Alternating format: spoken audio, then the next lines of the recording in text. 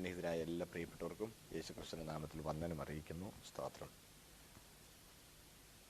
നമുക്ക് ഈ നാലാമത്തെ രാത്രിയിൽ അല്ലേ, ഈ സീരീസിന്റെ 4th ഡേ ആണ്. ഈ നാലാമത്തെ രാത്രിയിൽ നമുക്ക് ഒരുമിച്ച് കർത്താവിന്റെ സന്നിധിയിൽ കൂടുവാൻ തക്കണം കർത്താവ് തന്ന നല്ല അവസരത്തിനായി ഞാൻ കർത്താവിനെ നന്ദിയോടെ സ്തുതിക്കുന്നു. സ്തോത്രം. പ്രിയപ്പെട്ടവരെ, ഈ ദിവസങ്ങളിലെ ക്ലാസ്സുകളിൽ ഞാൻ കഴിഞ്ഞ ദിവസം ഓർപ്പിച്ചതുപോലെ വളരെ ഉപരിതലത്തിലുള്ള കാര്യങ്ങൾ മാത്രമല്ല, കുറച്ചും കൂടി ആഴങ്ങളിലുള്ള കാര്യങ്ങൾ നമുക്കൊന്ന് ചിന്തിക്കാനായിട്ടാണ് നമ്മൾ സമയമെടുക്കുന്നത്. അതുകൊണ്ട് നിങ്ങൾ വളരെ ശ്രദ്ധയോടെ ഇരിക്കണം. ന്യായമായി എന്തെങ്കിലും വിശദീകരണം ആവശ്യമുണ്ടെങ്കിൽ നിങ്ങൾ ചോദിക്കാനും സ്വാതന്ത്ര്യം കാണിക്കണം. അതൊരിക്കൽ കൂടി നിങ്ങളെ ഓർപ്പിക്കുന്നു. സ്തോത്രം. അങ്ങനെ നിങ്ങൾ ചോദിക്കുന്ന കാര്യങ്ങൾക്കായി ഞാൻ നിങ്ങളോട് നന്ദിയുള്ളവനാണ് വാസ്തവത്തിൽ. കാരണം നിങ്ങൾ എവിടെ ആയിരിക്കുന്നു, നിങ്ങളുടെ തോട്ട് പാറ്റേൺ, നിങ്ങളുടെ ചിന്താ രീതി എതിലേ പോകുന്നു എന്നുള്ളതൊക്കെ എനിക്ക് മനസ്സിലാണെന്നുണ്ടെങ്കിൽ നിങ്ങൾ തീർച്ചയായിട്ടും നിങ്ങൾ എന്നോട് സംസാരിക്കണം, പറയണം. സ്തോത്രം. നിങ്ങൾ അങ്ങനെ ചെയ്യുന്നതിൽ ഞാൻ സന്തോഷിക്കുന്നു. സ്തോത്രം. കഴിഞ്ഞ ദിവസത്തെ ക്ലാസ് കഴിഞ്ഞപ്പോൾ ചില കാര്യങ്ങൾ എന്നോട് ചോദിച്ചിട്ടുണ്ട്, അതിൻ്റെ മനസ്സിലുണ്ട്.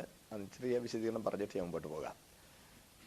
ഞാനെന്ന് പറഞ്ഞല്ലോ, ദൈവം സകലത്തെയും ആരംഭത്തിൽ നിന്നേ അറിയുന്നു, എന്നാൽ ഒന്നും വിധിച്ചിട്ടില്ല എന്നുള്ളത് ഞാൻ നിങ്ങളോട് പറയുകയുണ്ടായി. സർവജ്ഞാനത്തിൽ ആദിയിൽ നിന്ന് അവസാനം അറിയുന്നു.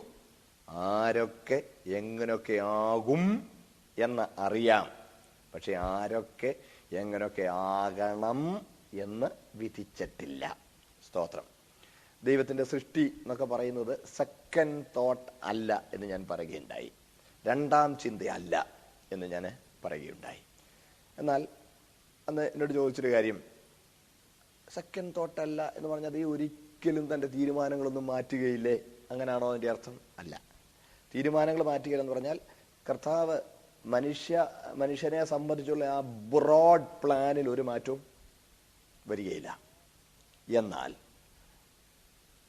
തൻ്റെ ഭക്തന്മാരുടെ മുഖം ദൈവം ആദരിക്കുന്നു എന്നുള്ളത് വെളിപ്പെടുത്താനായി ചില സന്ദർഭങ്ങളിൽ തൻ്റെ ഭക്തന്മാരുടെ പ്രാർത്ഥനയ്ക്ക് മറുപടിയായി ദൈവം പ്രവർത്തിച്ച് നമുക്ക് തിരുവെഴുത്തിൽ കാണാൻ കഴിയും. സ്തോത്രം.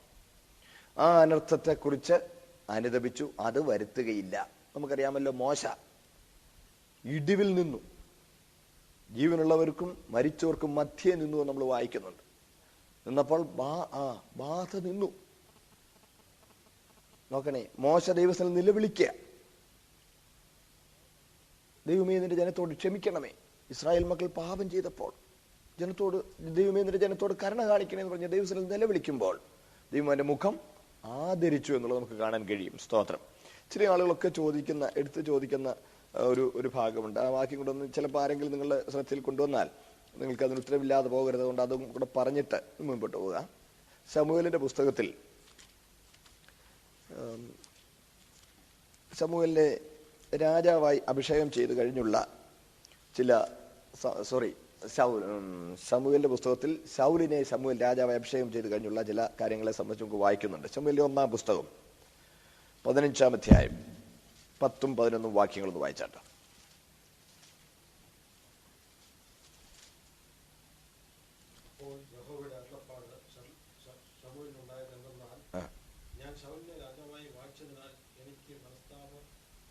കേട്ടോ, അവന് എനിക്ക് മനസ്താപമായിരിക്കുന്നെന്ന്. നമ്മൾ ഇതുമായിട്ട് എങ്ങനെ ചെയ്യുന്നത്? ഇനി ചില വാക്യോട് വായിച്ചാട്ടെ. വേണ്ട, അവിടെ അല്ല, താഴോട്ട് വന്നാട്ട്, സമയം കുറവാണല്ലോ. 29 വായിച്ചാട്ടെ.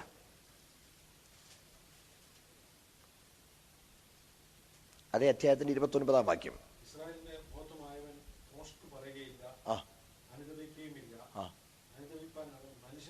അനുദപിക്കയില്ല, അനുദപിപ്പാൻ അവൻ മനുഷ്യനല്ല. എന്നാൽ അതേസമയം അതിന്റെ 35 പിന്നെയും വായിച്ചേ.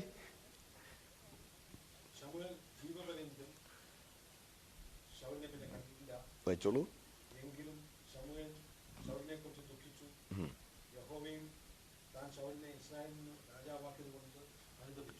ഇതെല്ലാം കൂടെ എങ്ങനെ ചേരും? അനുദപിക്കാൻ അവൻ മനുഷ്യനല്ല, അനുദപിക്കയില്ല എന്ന് പറഞ്ഞു. തൊട്ട് താഴെ പിന്നെയും പറയുന്നു അനുദപിച്ചു എന്ന് പറയും. അപ്പോൾ നമ്മളിത് ആ സന്ദർഭം അനുസരിച്ച് മനസ്സിലാക്കണമെന്ന് ദൈവം നമ്മെക്കുറിച്ച് ആഗ്രഹിക്കുന്നു. ഈ ദൈവം അനുതപിച്ചു എന്ന് പറയുമ്പോൾ അവന്റെ ഹൃദയത്തിന് അത് ദുഃഖമായി. നമ്മളുടെ അനുതാപമല്ല ദൈവത്തിന് അനുതാപം. നമ്മൾ പശ്ചാത്തപിക്കുക.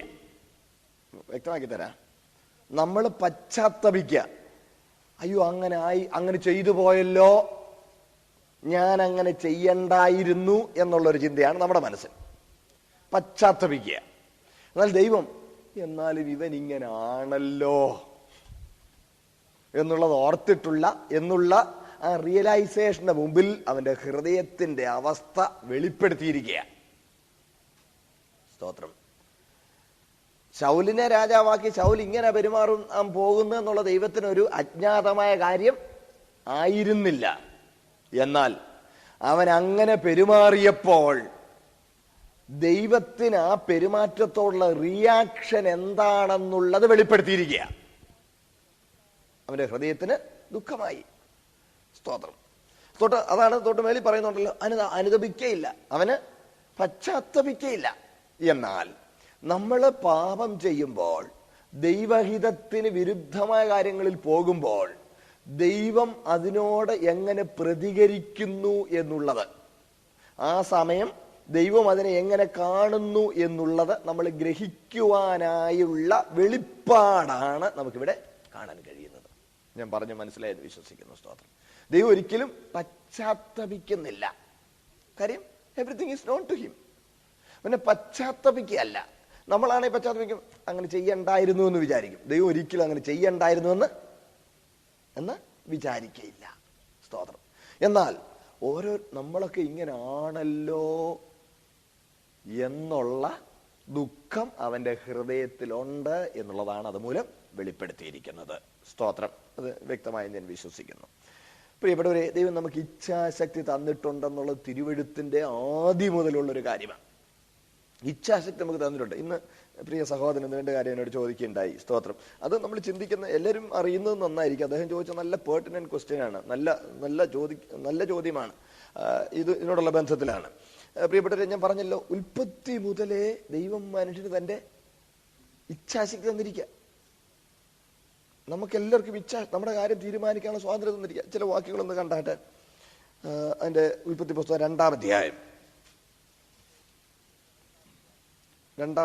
അതിന്റെ 16-ാമത്തെ വാക്യമായി 16-17 വായിച്ചാട്ടെ.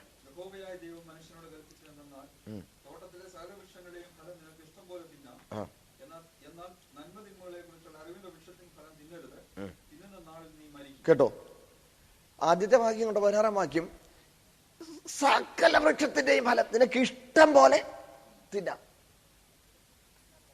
എല്ലാം തിന്നാം, including from the tree of life as well as from the tree of knowledge. നന്മതിന്മകളെ കുറിച്ചുള്ള അറിവിന്റെ വൃക്ഷത്തെ നിന്നും തിന്നാം, പിന്നെ ജീവന്റെ വൃക്ഷത്തെ നിന്നും തിന്നാം. എല്ലാ വൃക്ഷത്തിന്റെയും ഫലം നിനക്ക് ഇഷ്ടം പോലെ തിന്നാം. അതാണ് ദൈവം എന്ന ആ നിയമം. ദൈവം തന്റെ നിയമം കൊടുക്കുകയാണ്. എന്നാൽ ദൈവം എന്ന പിതാവ് അടുത്ത് പറയുക, ദേ ഒരു കാര്യം, മരിക്കാതിരിക്കേണ്ടതിന് അറിവിന്റെ വൃക്ഷത്തിന്റെ ഫലം തിന്നരുത്. അപ്പോൾ ആദ്യം സ്വാതന്ത്ര്യം കൊടുത്തിരിക്കുക. ബലാത്കാരാണ് ദൈവം തടയുകയില്ല. സ്വാതന്ത്ര്യമുണ്ട്. അപ്പൊ ഇച്ഛാശക്തി ഇങ്ങനെ പറഞ്ഞ മനസ്സിലായല്ലോ. സ്തോത്രം. നമുക്ക് എല്ലാവർക്കും ഇച്ഛാശക്തി തന്നിട്ട് ഇന്നിപ്പം ഈ ബൈബിൾ ക്ലാസ്സിൽ വരണോ വരണ്ടായോ എന്നുള്ളതിന് നമുക്ക് ഇച്ഛാശക്തി തന്നിരിക്കുക. തീരുമാനിക്കാൻ നമുക്ക് സ്വാതന്ത്ര്യമുണ്ട്. It's up to us. ദൈവം ഒരിക്കലും ആരെയും നിർബന്ധിക്കില്ല. സ്നേഹം കൊണ്ടുള്ള പ്രേരണ തരികയുള്ളൂ. സ്നേഹം കൊണ്ടുള്ള പ്രേരണ തരും. അധികാരം കൊണ്ടുള്ള നിർബന്ധമില്ല. സ്തോത്രം. ഞാൻ പറഞ്ഞ മനസ്സിലായല്ലോ. സ്നേഹം കൊണ്ടുള്ള പ്രേരണ തരും. അതാണ് വാതിക്കൽ നിന്ന് മുട്ടുന്നു, ചവിട്ടി പൊളിച്ച് കയറി വരികയില്ല. വാതിക്കൽ നിന്ന് മുട്ടുന്നു, ആരെങ്കിലും എന്റെ ശബ്ദം കേട്ട് വാതിൽ തുറന്നാൽ അകത്ത് വരും. സ്തോത്രം. പൊളിച്ചു കയറുവാൻ അവന് അധികാരമില്ലാഞ്ഞിട്ടല്ല, അതിന് ശക്തി ഇല്ലാഞ്ഞിട്ടല്ല, അവനെ കൊണ്ട് കഴിയാഞ്ഞിട്ടല്ല. പക്ഷേ നമ്മുടെ ഇച്ഛാശക്തി ഒരിക്കലും ഓവർ പവർ ചെയ്യുന്നില്ല. സ്തോത്രം. പിന്നെ ബ്രദർ ചോദിച്ച ഒരു കാര്യം കൂടെ ഉണ്ട്. ഒരു ആഫ്റ്റർ തോട്ട് അല്ലായിരുന്നോ ഹവ്വായുടെ സൃഷ്ടി എന്നുള്ളത് ചോദിച്ചു. അത് നല്ലൊരു ചോദ്യമാണ്. ഹവ്വായെ സൃഷ്ടിച്ചത് ഒരു ആഫ്റ്റർ തോട്ട് അല്ലായിരുന്നോ? ആദ്യം ആദമിനെയല്ലേ സൃഷ്ടിച്ചത്? ആദമിനെ സൃഷ്ടിച്ച് കഴിഞ്ഞേച്ച് മനുഷ്യൻ ഏകനായിരിക്കുന്നത് നന്നല്ല എന്ന് കണ്ട് പിന്നെ ഹവ്വായെ സൃഷ്ടിക്കായിരുന്നല്ലോ. സ്തോത്രം. നമ്മൾ അതിന്റെ ആ ഭാഗം ഞാൻ കാണിച്ചു തരാം. 2-ാം അധ്യായം, ഉൽപ്പത്തി 2-ാം അധ്യായം 18, 19, 20 വാക്യങ്ങളൊന്ന് വായിക്കാം. അനന്തരം യഹോവയായ ദൈവം മനുഷ്യൻ ഏകനായിരിക്കുന്നത് നന്നല്ല, ഞാൻ അവന് തക്കതായ ഒരു തുണ ഉണ്ടാക്കി കൊടുക്കുമെന്ന് അരുളിച്ചെയ്തു. യഹോവയായ ദൈവം ഭൂമിയിലെ സകല മൃഗങ്ങളെയും ആകാശത്തിലെ എല്ലാ പറവുകളെയും നിലത്തുനിന്ന് നിർമ്മിച്ചിട്ട് മനുഷ്യൻ അവയ്ക്ക് എന്ത് പേരിടുമെന്ന് കാണുവാൻ അവന് മുമ്പിൽ വരുത്തി. സകല ജീവജന്തുക്കൾക്കും മനുഷ്യൻ ഇട്ടത് അവർക്ക് പേരായി. മനുഷ്യർ എല്ലാ കന്നുകാലികൾക്കും ആകാശത്തിലെ പറവുകൾക്കും എല്ലാ കാട്ടുമൃഗങ്ങൾക്കും പേരിട്ടു. എങ്കിലും മനുഷ്യന് തക്കതായ ഒരു തുണ കണ്ടുകിട്ടിയില്ല.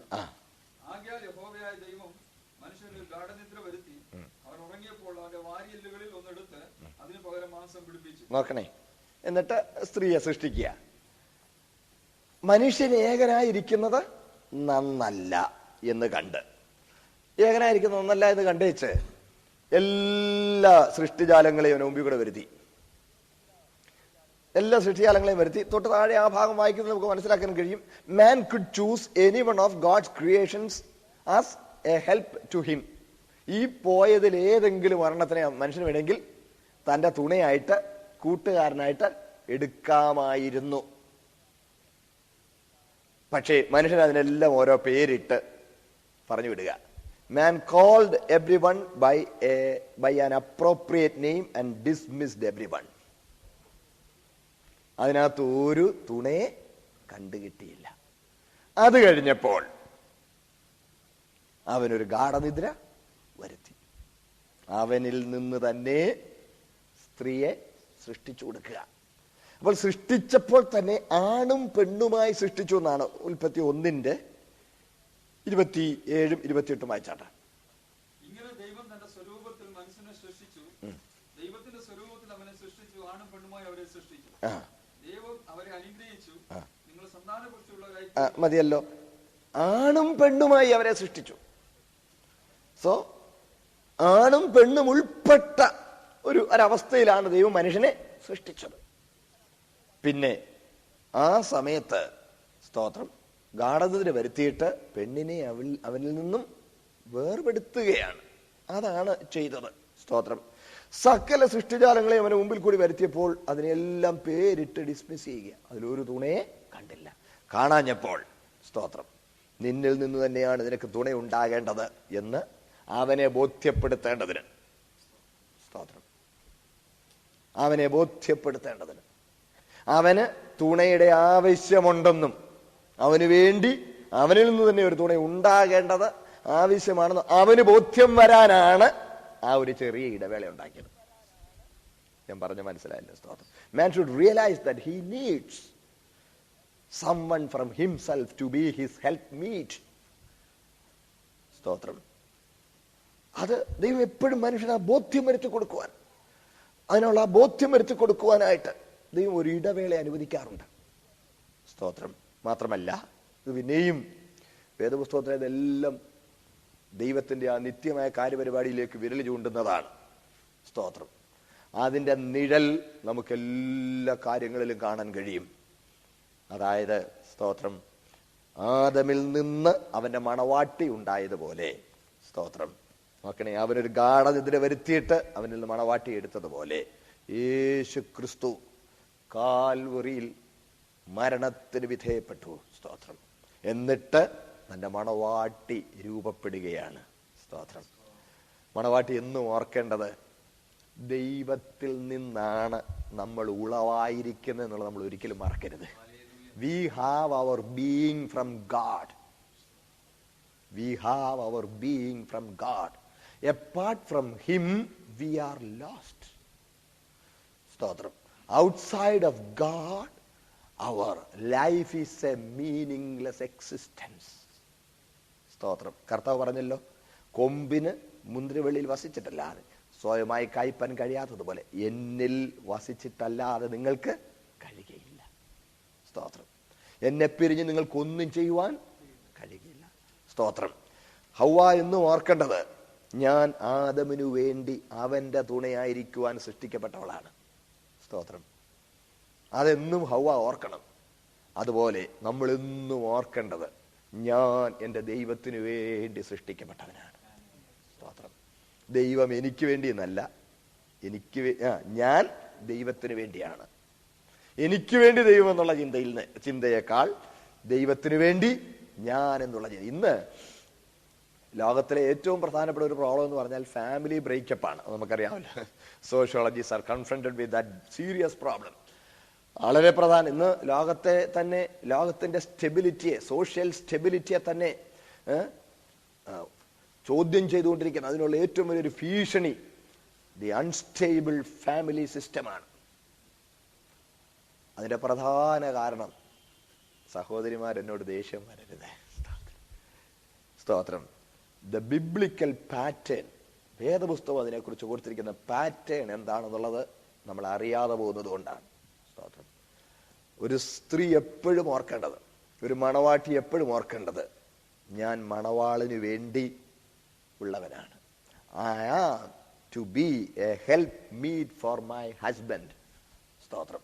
എൻ്റെ ഭർത്താവിന് ഞാനൊരു തക്ക തുണയായിരിക്കണം. സ്തോത്രം. അതുകൊണ്ട് ഞാൻ അവന് കീഴ്പ്പെട്ടിരിക്കണം. സ്തോത്രം. ഞാൻ അവന്റെ ഹൃദയത്തോട് പറ്റിയിരിക്കണം. I have to be an inspiration to him. I have to be a help to him. സ്തോത്രം. ഞാൻ അവനോട് സമത്വവും തുല്യതയും പദവിയും ഒക്കെ അനുഭവിക്കുമ്പോൾ തന്നെ I am just 1 inch below him. I need to be protected under his hands. സ്തോത്രം.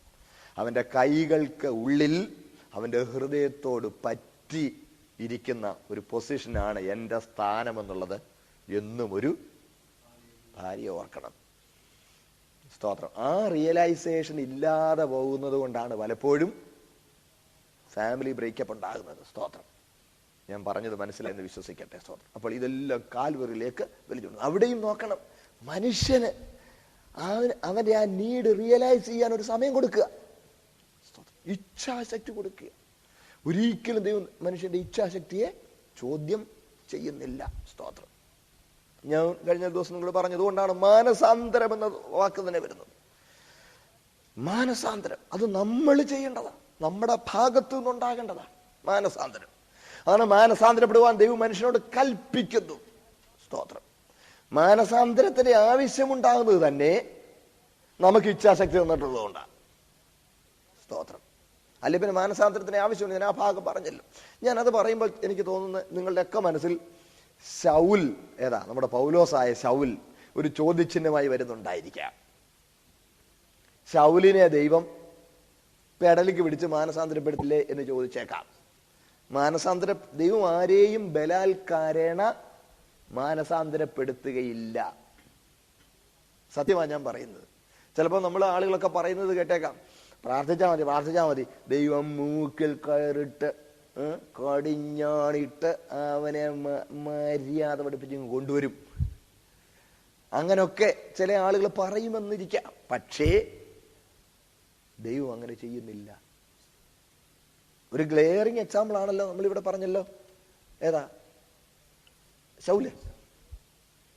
ശൗലിനെ ദൈവം ദമസ്കോസിന്റെ പടിവാതിൽക്കൽ വെച്ച് അടിച്ച് താഴെയിട്ട് വളച്ച് ഞെരിച്ച് മര്യാദ പഠിപ്പിച്ച് ഇഞ്ഞു കൊണ്ടുവന്നു എന്ന് നമ്മൾ ചിന്തിക്കും. അങ്ങനല്ല. ശൗൽ ന്യായപ്രമാണത്തിന്റെ നീതിയിൽ അവൻ മുമ്പോട്ട് പോവുക. താൻ ചിന്തിക്കുന്നത് സത്യമാണെന്നും ഇതിനേക്കാൾ അപ്പുറത്തൊരു സത്യമില്ലെന്നുമുള്ള വലിയ ബോധ്യത്തോടുകൂടിയാണ് ശൗല്. ഇസ്രായേലിന് ദൈവം കൊടുത്തിരിക്കുന്ന പ്രമാണത്തെക്കാൾ കൂടി ഒരു പ്രമാണം മനുഷ്യവർഗത്തിന് കിട്ടാനില്ല. ഇത് ഏകസത്യ ദൈവത്തിന്റെ ആത്യന്തികമായ വെളിപ്പാടാണ്. ആ വലിയ ബോധ്യത്തോടുകൂടെയാണ് ശൗൽ. അതുകൊണ്ട് അതിനെതിരെ വരുന്ന എന്തിനേയും തച്ചുടയ്ക്കണം. അത് ദൈവപ്രസാദമുള്ള കാര്യമാണെന്നുള്ള ആ ചിന്തയോടുകൂടെയാണ് മഹാപുരോഹിതന്മാരെ അധികാരപത്രമൊക്കെ ആയി പോവുകയാണ്. He was no novice, he was a responsible person. അങ്ങനെ അധികാരപത്രവുമായിട്ട് പോകുമ്പോൾ കൂടെ ആളുണ്ട്. കുതിരപ്പുറത്താണ് യാത്ര ചെയ്യുന്നത്. അവിടെ ഉപയോഗിച്ചിരിക്കുന്ന പദങ്ങളിൽ നിന്ന് വ്യക്തമാകുന്നുണ്ട്. അങ്ങനെ യാത്ര ചെയ്ത് ദമസ്കോസ് പട്ടണത്തിന്റെ വാതിലിലെത്തി. ഉച്ചവെയിൽ, നട്ടുച്ച വെയിലാണ്. ആ നട്ടുച്ച വെയിലിൽ അവൻ യാത്ര ചെയ്യുമ്പോൾ ആ നട്ടുച്ച വെയിലിനെ അതിജീവിക്കുന്ന ഒരു സ്വർഗീയ പ്രകാശം അവന്റെ ചുറ്റും മിന്നി. അവൻ തല ചുറ്റി താഴെ വീണു. അതിനെക്കുറിച്ചൊരു വേദപണ്ഡിതൻ പറഞ്ഞിരിക്കുന്നത്, ന്യായപ്രമാണത്തിന് നീതിയുടെ വെളിച്ചത്തിൽ നട്ടുച്ച വെയിൽ, ന്യായപ്രമാണത്തിന് നീതിയിൽ അവനിങ്ങനെ പോകുക. ഇതാണ് വലിയ നീതി എന്നുള്ള നിലയിൽ അവൻ ഇങ്ങനെ പോകുമ്പോഴാണ് ന്യായപ്രമാണത്തിന് നീതിയെ കവിയുന്ന, സ്തോത്രം, ദൈവത്തിന്റെ നീതി അവന് വെളിപ്പെടുക. ന്യായപ്രമാണത്തെ കവിയുന്ന കൃപയുടെ പ്രമാണം, സ്തോത്രം, അവന് വെളിപ്പെട്ടിട്ട് അത് ഒരു സിമ്പലാണത്. അവന് താഴെ വീണു. താഴെ വീണ് കിടക്കുമ്പോൾ ദൈവം അവനോട് സംസാരിക്കും, ശൗലേ ശൗലേ, നീ എന്നെ ഉപദ്രവിക്കുന്നതെന്ത്? അമ്പരന്നിട്ട്, നീ ആരാകുന്നു കർത്താവേ? മറുപടി, നീ ഉപദ്രവിക്കുന്ന നസ്രായനായ യേശു ആകുന്നു ഞാൻ. എഴുന്നേര്, പട്ടണത്തിൽ ചെല്ല്, നീ ചെയ്യേണ്ടത് അവിടെ നിന്നെ അറിയിക്കും. തീർന്നില്ല.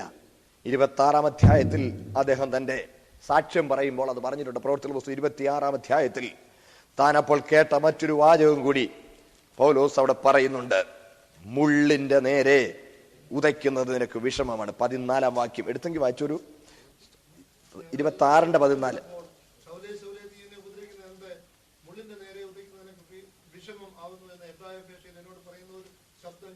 കേട്ടോ, മുള്ളിന്റെ നേരെ ഉദയ്ക്കുന്നത് നിനക്ക് വിഷമമാകുന്നു. മൂലകൃതിയിൽ അവിടെ മുള്ള എന്ന് ഉപയോഗിച്ചിരിക്കുന്ന പദം, തർജ്ജമ ചെയ്തിരിക്കുന്നതിന് മൂലകൃതിയിലെ പദം കുതിര ഓടിക്കുന്നവർ, കുതിര ഓടിക്കുന്ന കുതിരക്കാരൻ കുതിര ഓടിക്കുമ്പോൾ ഷൂസേൽ, രണ്ട് ഷൂസേലും രണ്ട് ചൂണ്ട പോലെ രണ്ട് സാധനം പിടിപ്പിച്ചിരിക്കും. അതിന് പറയുന്ന, ഇംഗ്ലീഷ് പറയുന്ന വാക്ക് സ്പർ എന്നാണ്. SPURR, spur. ഈ സ്പർ അതിനുപയോഗിക്കുന്ന അതേ കൊയിനെ ഗ്രീക്കിലെ വാക്കാണ് അവിടെ ഉപയോഗിച്ചിരുന്നത്. കൃത്യമായി ആ വാക്ക് തന്നെയാണ്. അപ്പോൾ അദ്ദേഹം കുതിരപ്പുറത്താ പോകുന്നത് എന്നുള്ളതിന് ഒരു തെളിവുമാണ്. നിങ്ങൾ ഓർത്ത് നോക്കുക, കുതിര ഓടിക്കുന്നവര് ഇങ്ങനെ കുതിരപ്പുറത്ത് പോകുമ്പോൾ കുതിരയെ ഇടത്തോട്ട് തിരിക്കണമെങ്കിൽ, ഇടത്തോട്ടുള്ള തിരിവിൽ തിരിക്കണമെങ്കിൽ കടിഞ്ഞാണിന്റെ ഇടത്തെ തല മുറുക്കിയിട്ട് വലത്തെ കാല് കൊണ്ട് കുതിരയുടെ ശരീരം കുത്തിപ്പറിക്കും. അപ്പൊ ഇടത്തോട്ട് തിരിയും. വലത്തോട്ട് തിരിക്കാൻ അതുപോലെ വലത്തെ കടിഞ്ഞാണിന്റെ ചരട് മുറുക്കിയിട്ട് ഇടത്തെ കാല് കൊണ്ട് കുത്തിപ്പറിക്കും, വലത്തോട്ട് തിരിയും. കൂടുതൽ വേഗം ഓടിക്കണമെങ്കിൽ രണ്ട് കാലും കൊണ്ടും ഇങ്ങനെ കുത്തിപ്പറിക്കും. ഞാൻ ഓടും. സ്ലോ ചെയ്യണേ, ആ ഭാഗം മാറ്റി ഉപ്പൂറ്റിയുടെ ഭാഗം കൊണ്ട് ഇങ്ങനെ തടവുമ്പോൾ അത് പതുക്കെ സ്ലോ ചെയ്യും. ഇങ്ങനെയാണ് കുതിരയെ ഓടിക്കുന്നത്. നിങ്ങൾ ചിലപ്പം ഈ TV-യിലൊക്കെ ചിലപ്പം കുതിര ഓടിക്കുന്ന റേസിംഗിലും കാണുകയാണെങ്കിൽ നിങ്ങൾക്ക് അത് കാലം കൊണ്ട് ഇവർ ഇങ്ങനെ കാണിക്കുന്ന കാണാം. അങ്ങനെയാ കുതിര ഓടിക്കുന്നത്. നോക്കണേ, സങ്കല്പിക്കുക, ഒരാൾ കുതിര ഓടിച്ചു വന്നു, ദീർഘദൂരം കുതിര ഓടിച്ചു വന്നു. കുതിരയാണെ തളർന്നു, ഒരു നാൽക്കവലിലെത്തി. കുതിരക്കാരന് ഇടത്തോട്ടുള്ള കല്ല് നിറഞ്ഞ കയറ്റത്തേക്ക് പോകണം. അതുകൊണ്ട് അദ്ദേഹം കടിഞ്ഞാണിന്റെ ഇടത്തെ തല മുറുക്കി വലത്തെ കാലം കൊണ്ട് ഇങ്ങനെ കുത്തിപ്പറിച്ചു. സ്പർ ഉപയോഗിച്ചു, മുള്ളുപയോഗിച്ചു. കുതിരയ്ക്ക് അതിന് മനസ്സില്ല, അത് തളർന്ന. അതിന് വലത്തോട്ട് കാണുന്ന നല്ല തണലുള്ള ഇറക്കമാണ്, അങ്ങോട്ട് പോകാനാണ് കുതിരയ്ക്ക് താല്പര്യം. അതുകൊണ്ട് കുതിരയ്ക്ക് ഇടത്തോട്ട് പോകാൻ, ഈ കയറ്റത്തെ പോകാൻ മനസ്സില്ല. അപ്പോൾ കുതിര എടയും. കുതിര എടഞ്ഞാൽ ശരീരം അങ്ങോട്ട് വളയ്ക്കും. വളച്ചേച്ച് ഈ മുള്ളിന്റെ നേരെ ഉതയ്ക്കും. അങ്ങനെ ഉതച്ചാൽ ദോഷമാണ്. നോക്കണേ, ദൈവം ശൗലിനോട് പറയാ, ശൗലേ, ഞാനിവിടെ ഒരു മുള്ള് പ്രയോഗിക്കുന്നു. വിധേയപ്പെട്ടാൽ നിനക്ക് അനുഗ്രഹമാണ്, നിത്യത വരെ. അല്ല, ഉതയ്ക്കാനാ ഭാവമെങ്കിൽ അത് നിനക്ക് ദോഷമാണ്. സ്തോത്രം. അപ്പോൾ ശൗലിനോടുള്ള ആ ദൈവത്തിന്റെ ഇടപെടൽ വാതിക്കൽ നിന്ന് മുട്ടുന്ന, മുള്ള് പ്രയോഗിക്കുന്ന, സ്തോത്രം, ആ ഒരനുഭവമാണ്. വിധേയപ്പെടാനോ ചെറുക്കാനോ ശൗലിന് സ്വാതന്ത്ര്യമുണ്ട്. നിങ്ങളെല്ലാവരും എൻ്റെ കൂടെ ഉണ്ടല്ലോ. ഇന്നും ദൈവം നമ്മോട് ഇടപെടുന്നത് ഇത്രയാണ്. നമ്മളോട് ഇടപെട്ടുകൊണ്ടിരിക്കും. വിവിധ നിലകളിൽ സംഭവിക്കുന്ന ഓരോ സംഭവവും ദൈവം നമ്മുടെ നേരെ ഉപയോഗിക്കുന്ന ഒരു മുള്ളായിരിക്കാം, അല്ല വാതിലിൽ മുട്ടുന്ന ഒരു മുട്ടായിരിക്കാം. കൂടെ പഠിച്ചവൻ, കൂടെ ജോലി ചെയ്തവൻ, സമപ്രായക്കാരൻ, സ്നേഹിതൻ പെട്ടെന്ന് ലോകത്തിൽ നിന്ന് മാറ്റപ്പെട്ടു. നമ്മളോടുള്ള നമ്മുടെ ഹൃദയവാതിൽ ഒരു മുട്ടല. കേൾക്കുന്ന ഒരു പ്രസംഗം ഹൃദയവാതിലിൽ ഒന്ന് മുട്ടുകയാണ്. ഒരു ദിവസം രാവിലെ തിരുവചനം വായിച്ച് ധ്യാനിച്ചപ്പോൾ അതിലൊരു ഭാഗം ശക്തമായി നമ്മുടെ ഹൃദയത്തോട് വാദിക്കുന്നു. അത് നമ്മുടെ മേൽ പ്രയോഗിച്ചൊരു മുള്ളാണ്. സ്തോത്രം. വിധേയപ്പെടാനോ മറുതലിക്കാനോ നമുക്ക് സ്വാതന്ത്ര്യമുണ്ട്. Praise the Lord. സ്തോത്രം. ദൈവം എല്ലാവർക്കും ഇച്ഛാശക്തി തന്നിട്ടുണ്ട്. ദൈവം ഒരിക്കലും അതിനെ ചോദ്യം ചെയ്യുന്നില്ല. സ്തോത്രം. ചിലപ്പോൾ ന്യായമായി നിങ്ങൾ മറ്റൊരു സംശയം കൂടെ ചിലപ്പോൾ ചോദിച്ചേക്കാം. ഞാൻ പഴുതടച്ചു പോകാൻ്റെ ശ്രമത്തിലാണ്. ഇസ്കരിയോത്തായ യൂദ അവനെ അതിന് വെച്ചതല്ലേ? മനസ്സിലാക്കാൻ വളരെ എളുപ്പമുള്ളൊരു ഉദാഹരണമാണ്. ദൈവം അവനെ അതിനുവേണ്ടി നിയമിച്ചതല്ലേ? കാരണം അതിനു മുമ്പേ പ്രവചനമുണ്ടല്ലോ. എന്റെ അപ്പം തിന്നവൻ എന്റെ നേരെ കുതികാൽ ഉയർത്തിയെന്നും 30 വെള്ളിക്കാശിനെ ഒറ്റിക്കൊടുത്തെന്നും ഇതൊക്കെ സഖറിയാ പ്രവചനത്തിൽ പറയുന്നുണ്ട്. 30 വെള്ളിക്കാശ് തൂക്കിക്കൊടുത്തു. അത് അവരെന്നെ വിലമതിച്ച മനോഹര വിലയാ. ഇതൊക്കെ നേരത്തെ പ്രവചനമുണ്ടല്ലോ. അപ്പോൾ ഇത് ദൈവം അങ്ങനെ തന്നെ നിയമിച്ചു വെച്ചതല്ലേ? ഇവനെ അതിനുവേണ്ടി പടച്ചു വിട്ടതല്ലേ? പിന്നെ യൂദ നോക്കിയാലും രക്ഷപ്പെടാൻ വഴിയുണ്ടോ എന്ന് ചോദിക്കുന്നവരെ ഞാൻ കണ്ടിട്ടുണ്ട്. ഇല്ല. ഇസ്കരിയോത്ത യൂദ എന്നല്ല, സകല ആളുകൾക്കും ദൈവം ഇച്ഛാശക്തി കൊടുത്തിട്ടുണ്ട്. God will never overrule that. യൂദായുടെ ചരിത്രം നോക്കണം, കേൾക്കണേ. ചിലർ ചോദിക്കാറുണ്ട്, ഇവൻ ഒറ്റിക്കൊടുക്കുമെന്നുള്ള ദൈവത്തിന് അറിയാമായിരുന്നെങ്കിൽ പിന്നെ എന്തിനാ ഇവനെ ശിഷ്യനാക്കിയത്? ഇവനെ ശിഷ്യനാക്കിയത് കൊണ്ട് ഒറ്റിക്കൊടുക്കാനായിട്ട് അവനെ ക്ഷണിക്കുകയല്ലായിരുന്നോ എന്ന് ചോദിച്ചേക്കാം. അങ്ങനെ ചോദിക്കുന്നവരെ ഞാൻ കണ്ടിട്ടുണ്ട്. കേട്ടെ, അങ്ങനല്ല. കർത്താവ് പലസ്തീൻ നാട്ടിൽ ഇങ്ങനെ നെടുകയും കുറുകയും യാത്ര ചെയ്യുക. കർത്താവ് ഒരു സ്ഥാപനം സ്ഥാപിച്ച് താല്പര്യമുള്ളവനൊക്കെ ഇങ്ങോട്ട് വരട്ടെ എന്ന് പറഞ്ഞിരിക്കുകയല്ല. കർത്താവ് പലസ്തീൻ നാടിന്റെ നെടുകയും കുറുകയും നടക്കുകയാണ്, യാത്ര ചെയ്യുക. ഇങ്ങനെ യാത്ര ചെയ്യുമ്പോൾ ആയിരക്കണക്കിന് ആളുകൾ ഗുരുവിനെ അനുഗമിക്കുന്നുണ്ട്. കർത്താവിന് ഒരു ബോഡി ഗാർഡുമില്ല. ആയിരക്കണക്കിന് ആളുകൾ അവനെ അനുഗമിക്കുമ്പോൾ അവന്റെ വേഷത്തിലും ഒരു പ്രത്യേകതയൊന്നുമില്ല. സ്തോത്രം. ആർക്കും അവനോട് അടുത്ത ഇടപെടാം. നമ്മൾ വായിക്കുന്നുണ്ടല്ലോ, പുരുഷാരം അവനെ തിക്കിയെന്ന്. രക്തസ്രവക്കാരത്തെ സ്ത്രീ വന്ന് തൊട്ടപ്പം ആരോ എന്നെ തൊട്ടല്ലോ എന്ന് പറയുമ്പോൾ ശിഷ്യന്മാർ ചോദിക്കുക, ഇതെന്നെ അസംബന്ധമാണ് നീ പറയുന്നത്, ജനം നിന്നെ തിക്കുകയാണല്ലോ എന്ന്. He was being jostled from all sides, pushed up. അപ്പൊ യേശു നടന്നത് അങ്ങനെയാ. അപ്പോൾ ആ കൂട്ടത്തിൽ കൂടിച്ചേർന്ന് നടക്കുന്ന ആർക്കും ഗുരുവിനെ ഒറ്റിക്കൊടുക്കാം. സ്തോത്രം. എന്നാൽ യൂദയെ തന്റെ അടുത്ത ശിഷ്യനാക്കിയത് എന്തിനാണെന്നറിയാമോ? ഒറ്റിക്കൊടുക്കാതിരിക്കാനാ. കാരണം തന്റെ ഏറ്റവും അടുത്ത ശിഷ്യന്മാർ 12 പേരിൽ ഒരുവനായി ഇവനെ നിയമിക്കുകയും ഇവനെ തന്റെ കോൺഫിഡൻസിൽ എടുക്കുകയും ആരെങ്കിലുമൊക്കെ അവരുടെ ഭൗമിക ആവശ്യങ്ങൾക്ക് വേണ്ടി കൊടുക്കുന്ന സാമ്പത്തിക നന്മയിൽ എന്തെങ്കിലുമൊക്കെ മിച്ചമുണ്ടെങ്കിൽ അതൊക്കെ കണക്ക് ചോദിക്കാതെ ഇവനെ ഏൽപ്പിക്കുകയും, മനസ്സിലായില്ലേ? അതിനകത്ത് ഇട്ടത് എടുത്തുകൊണ്ടിരുന്നൊക്കെ അവരുടെ ശിഷ്യന്മാർ പറയുന്നുണ്ടല്ലോ. കർത്താവിനെ കുറിച്ച് കണക്കൊന്നും. Jesus took him into confidence. അങ്ങനെ തന്നെ അടുത്ത ഹൃദയത്തോട് പറ്റിയ ശിഷ്യനാക്കിയത് കൊണ്ട് ഒറ്റിക്കൊടുക്കാതിരിക്കാനാണ്, സ്തോത്രം, ആ സാഹചര്യം ദൈവം അങ്ങനെ ഒരുക്കിയത്, കർത്താവ് അങ്ങനെ ഒരുക്കിയത്. സ്തോത്രം. അടുത്ത ശിഷ്യനാക്കിയാണ്. മാത്രമല്ല പിന്നെയും അവനെ ഈ ദൗത്യത്തിൽ അല്ലെങ്കിൽ ഈ വല്ലാത്ത ഈ കാര്യത്തിൽ നിന്ന് അവനെ പിന്തിരിപ്പിക്കാനായി എല്ലാം കർത്താവ് ചെയ്തു. ഇടയ്ക്കിടയ്ക്ക് കർത്താവ് പറയും, നിങ്ങൾ ഒരുത്തൊരു പിശാചെന്ന് പറയുമായിരുന്നു. ആരാന്നൊക്കെ വേണമെങ്കിൽ അങ്ങനെ ചിന്തിക്കാമായിരുന്നു. He could have been on his guard against being influenced by the evil one. അത് കഴിഞ്ഞു. നമുക്കറിയാം, അന്ത്യ അത്താഴവേളയിൽ 12 പേര് വിരിക്കുക. അന്ത്യ അത്താഴവേളയിൽ 12 പേര് വിരിക്കുമ്പോൾ അതിന് മുമ്പേ ഇവൻ ചെന്ന് ഡീലിങ് എല്ലാം നടത്തിയിരിക്കുക. കാശുമൊക്കെ മേടിച്ചോണ്ട് പോന്നേക്കുക. അവന് കാണിച്ചു തന്നേക്കാന്ന് പറഞ്ഞ് പരുവം നോക്കിയിരിക്കുക. ഇങ്ങനെ 12 പേര് ഇരിക്കുമ്പോൾ അടിമകളാണ് സാധാരണ കാല് കഴുകുന്നത്. ഇവിടെ അടിമകളാരുമില്ല, വേലക്കാരുമില്ല. ഞാനാണോ വലിയവൻ എന്ന് പറഞ്ഞ് എല്ലാവരും ഇങ്ങനെ കോളറും പിടിച്ചിട്ട് ടൈ ഒക്കെ നേരെയാക്കി ഇങ്ങനെ ഇരിക്കുന്നുണ്ട്. ഇന്നത്തെ പശ്ചാത്തലത്തിൽ അങ്ങ് പറഞ്ഞതേ ഉള്ളൂ. എല്ലാവരും ഇങ്ങനെ everybody was looking very stern and serious. Nobody was in any way willing to serve another. അവരിങ്ങനെ സീരിയസ് ആയിട്ടിരിക്കുക.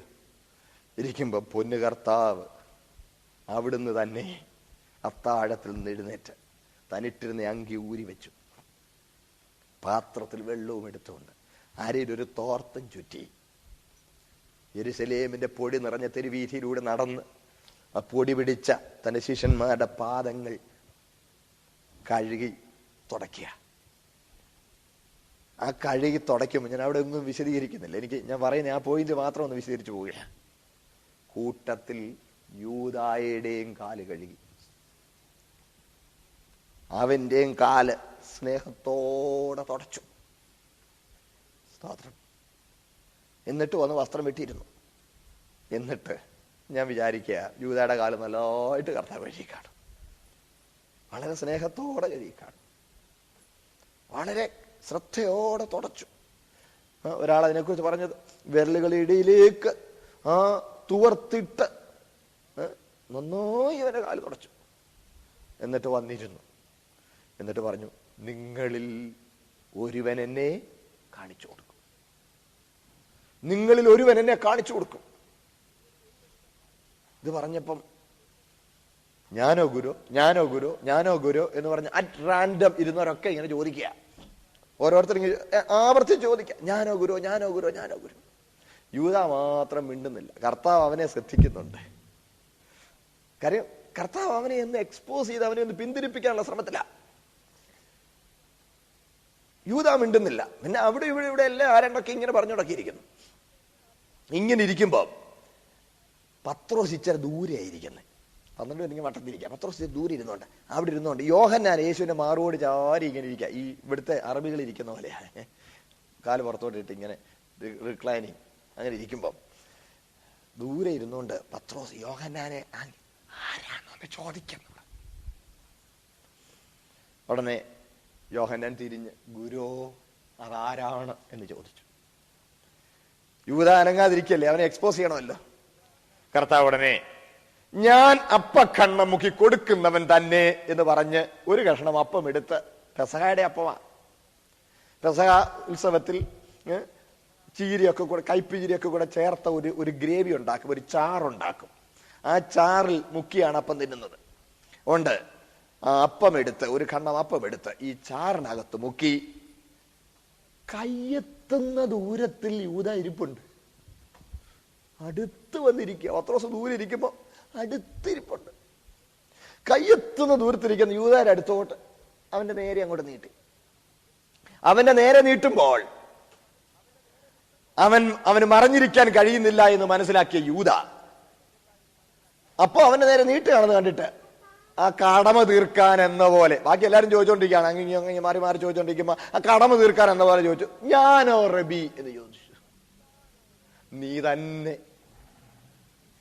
തന്നെ എന്ന് പറഞ്ഞു. അപ്പം മേടിക്കാൻ നീട്ടിയ കയ്യ് അവൻ പിൻവലിച്ചില്ല. ആ അപ്പം അങ്ങ് വാങ്ങിച്ചു. സ്തോത്രം. മനുഷ്യനാണെങ്കിൽ ആ നീട്ടിയ കൈ കൂപ്പി, സത്യമാ ഗുരു, സത്യമാ ഗുരു, ഇതാ 30 വെള്ളിക്കാശ്, ക്ഷമിക്കണമെന്ന് പറഞ്ഞാൽ കാൽക്കൽ വീണേനി.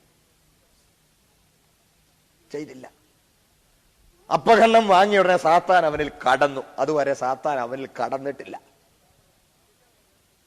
കർത്താവ് പറഞ്ഞു, ചെയ്യാനുള്ളത് വേഗത്തിൽ ചെയ്തോളാൻ പറഞ്ഞു. ഒന്നീ കാൽക്കൽ വീഴാവല്ലേ എന്ത് വേണേലും ചെയ്യാം.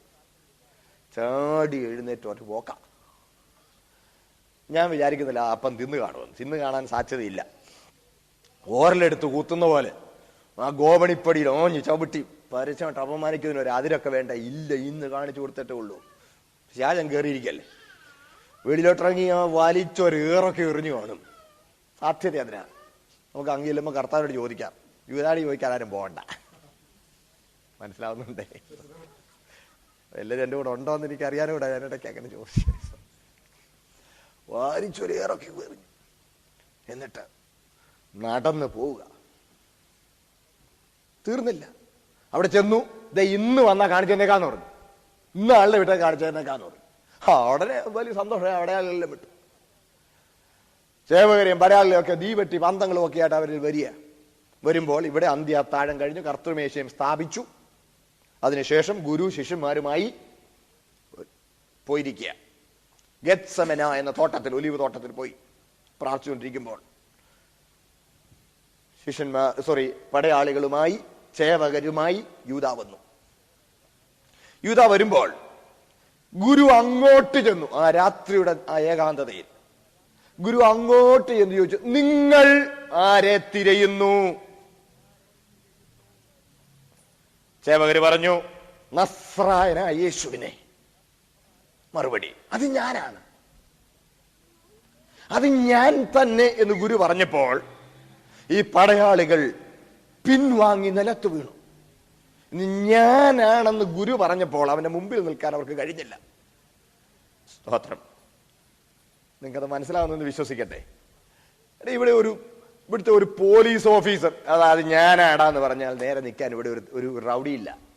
നടന്ന സംഭവം പറയാം. ഒരിക്കൽ ഞങ്ങളൊരു പരസ്യവും കഴിഞ്ഞ് മൈക്കൊക്കെ പറക്കി വെച്ച് കിട്ടുമ്പം എല്ലാം വെച്ച് കൊണ്ടിരിക്കുമ്പം ഞങ്ങൾ പരസ്യവും നടത്തിക്കൊണ്ടിരിക്കുമ്പോൾ തന്നെ അവിടുത്തെ ആ കവലയിലുള്ള ഒരു കൊച്ചു അട്ടമ്പി ഒരു സൈക്കിളെ വന്ന് യോഗത്തെ അലക്ഷ്യമാക്കി അവനവിടെ നിന്ന് എന്തൊക്കെയാ വിളിച്ച് പറഞ്ഞേച്ച് അവൻ വന്ന സൈക്കിള് ആ റോഡിന്റെ ഒരു 3/4 ഭാഗം അപ്പുറത്തോട് മാറ്റി അവിടെ സ്റ്റാൻഡിലോട്ട് വെച്ചേച്ച്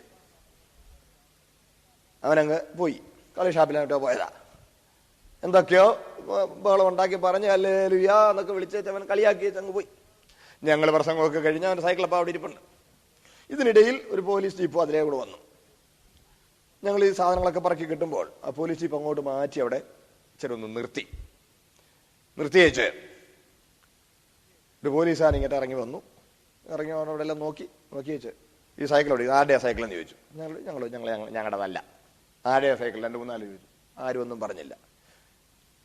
ഉടനെ ഇച്ചിരി കഴിഞ്ഞപ്പോൾ അയാൾ ആ സൈക്കിൾ ഇങ്ങോട്ട് എടുത്ത് ഇച്ചിരി ഉയർന്ന ഇച്ചിരി താഴ്ചയാണ്, ആ താഴ്ചയിലോട്ട് ഇങ്ങനെ അങ്ങ് ഇട്ടു. ഈ ചരിച്ചങ്ങ് ഇട്ടേച്ച് അയാൾ അങ്ങ് പോയി. അയാൾ പോയി പോലീസ് ജീപ്പിൽ കയറിയിരുന്നു.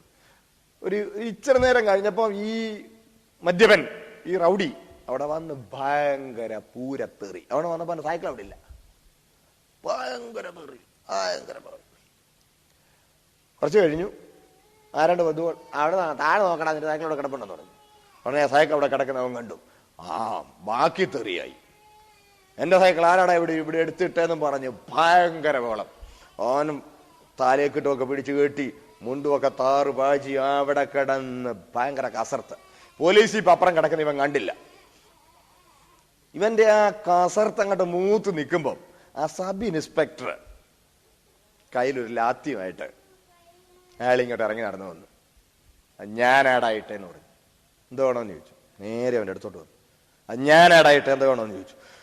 പെട്ടെന്ന് തലക്കെട്ടും പോയി, മുണ്ടിന്റെ മാടിക്കെട്ടും പോയി, തെറിവിളിയും പോയി. പെട്ടെന്ന് 2 അടിയും കൊടുത്തു. എടുത്തോണ്ട് പോടാന്ന് പറഞ്ഞു.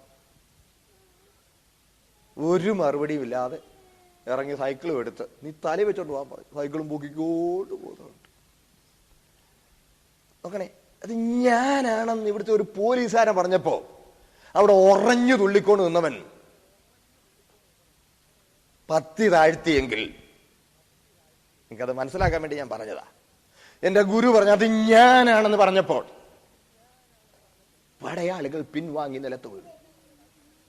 ഗുരു പിന്നെ അവരോട് അടുത്ത് എന്ന് ചോദിക്കുക, നിങ്ങൾ ആരെ തിരയുന്നു? കിടന്ന കിടപ്പിൽ കിടന്നുകൊണ്ട് പറഞ്ഞു, നസ്രായനായ യേശുവിനെ. മറുപടി, അത് ഞാനാണെന്ന് പറഞ്ഞില്ലേ?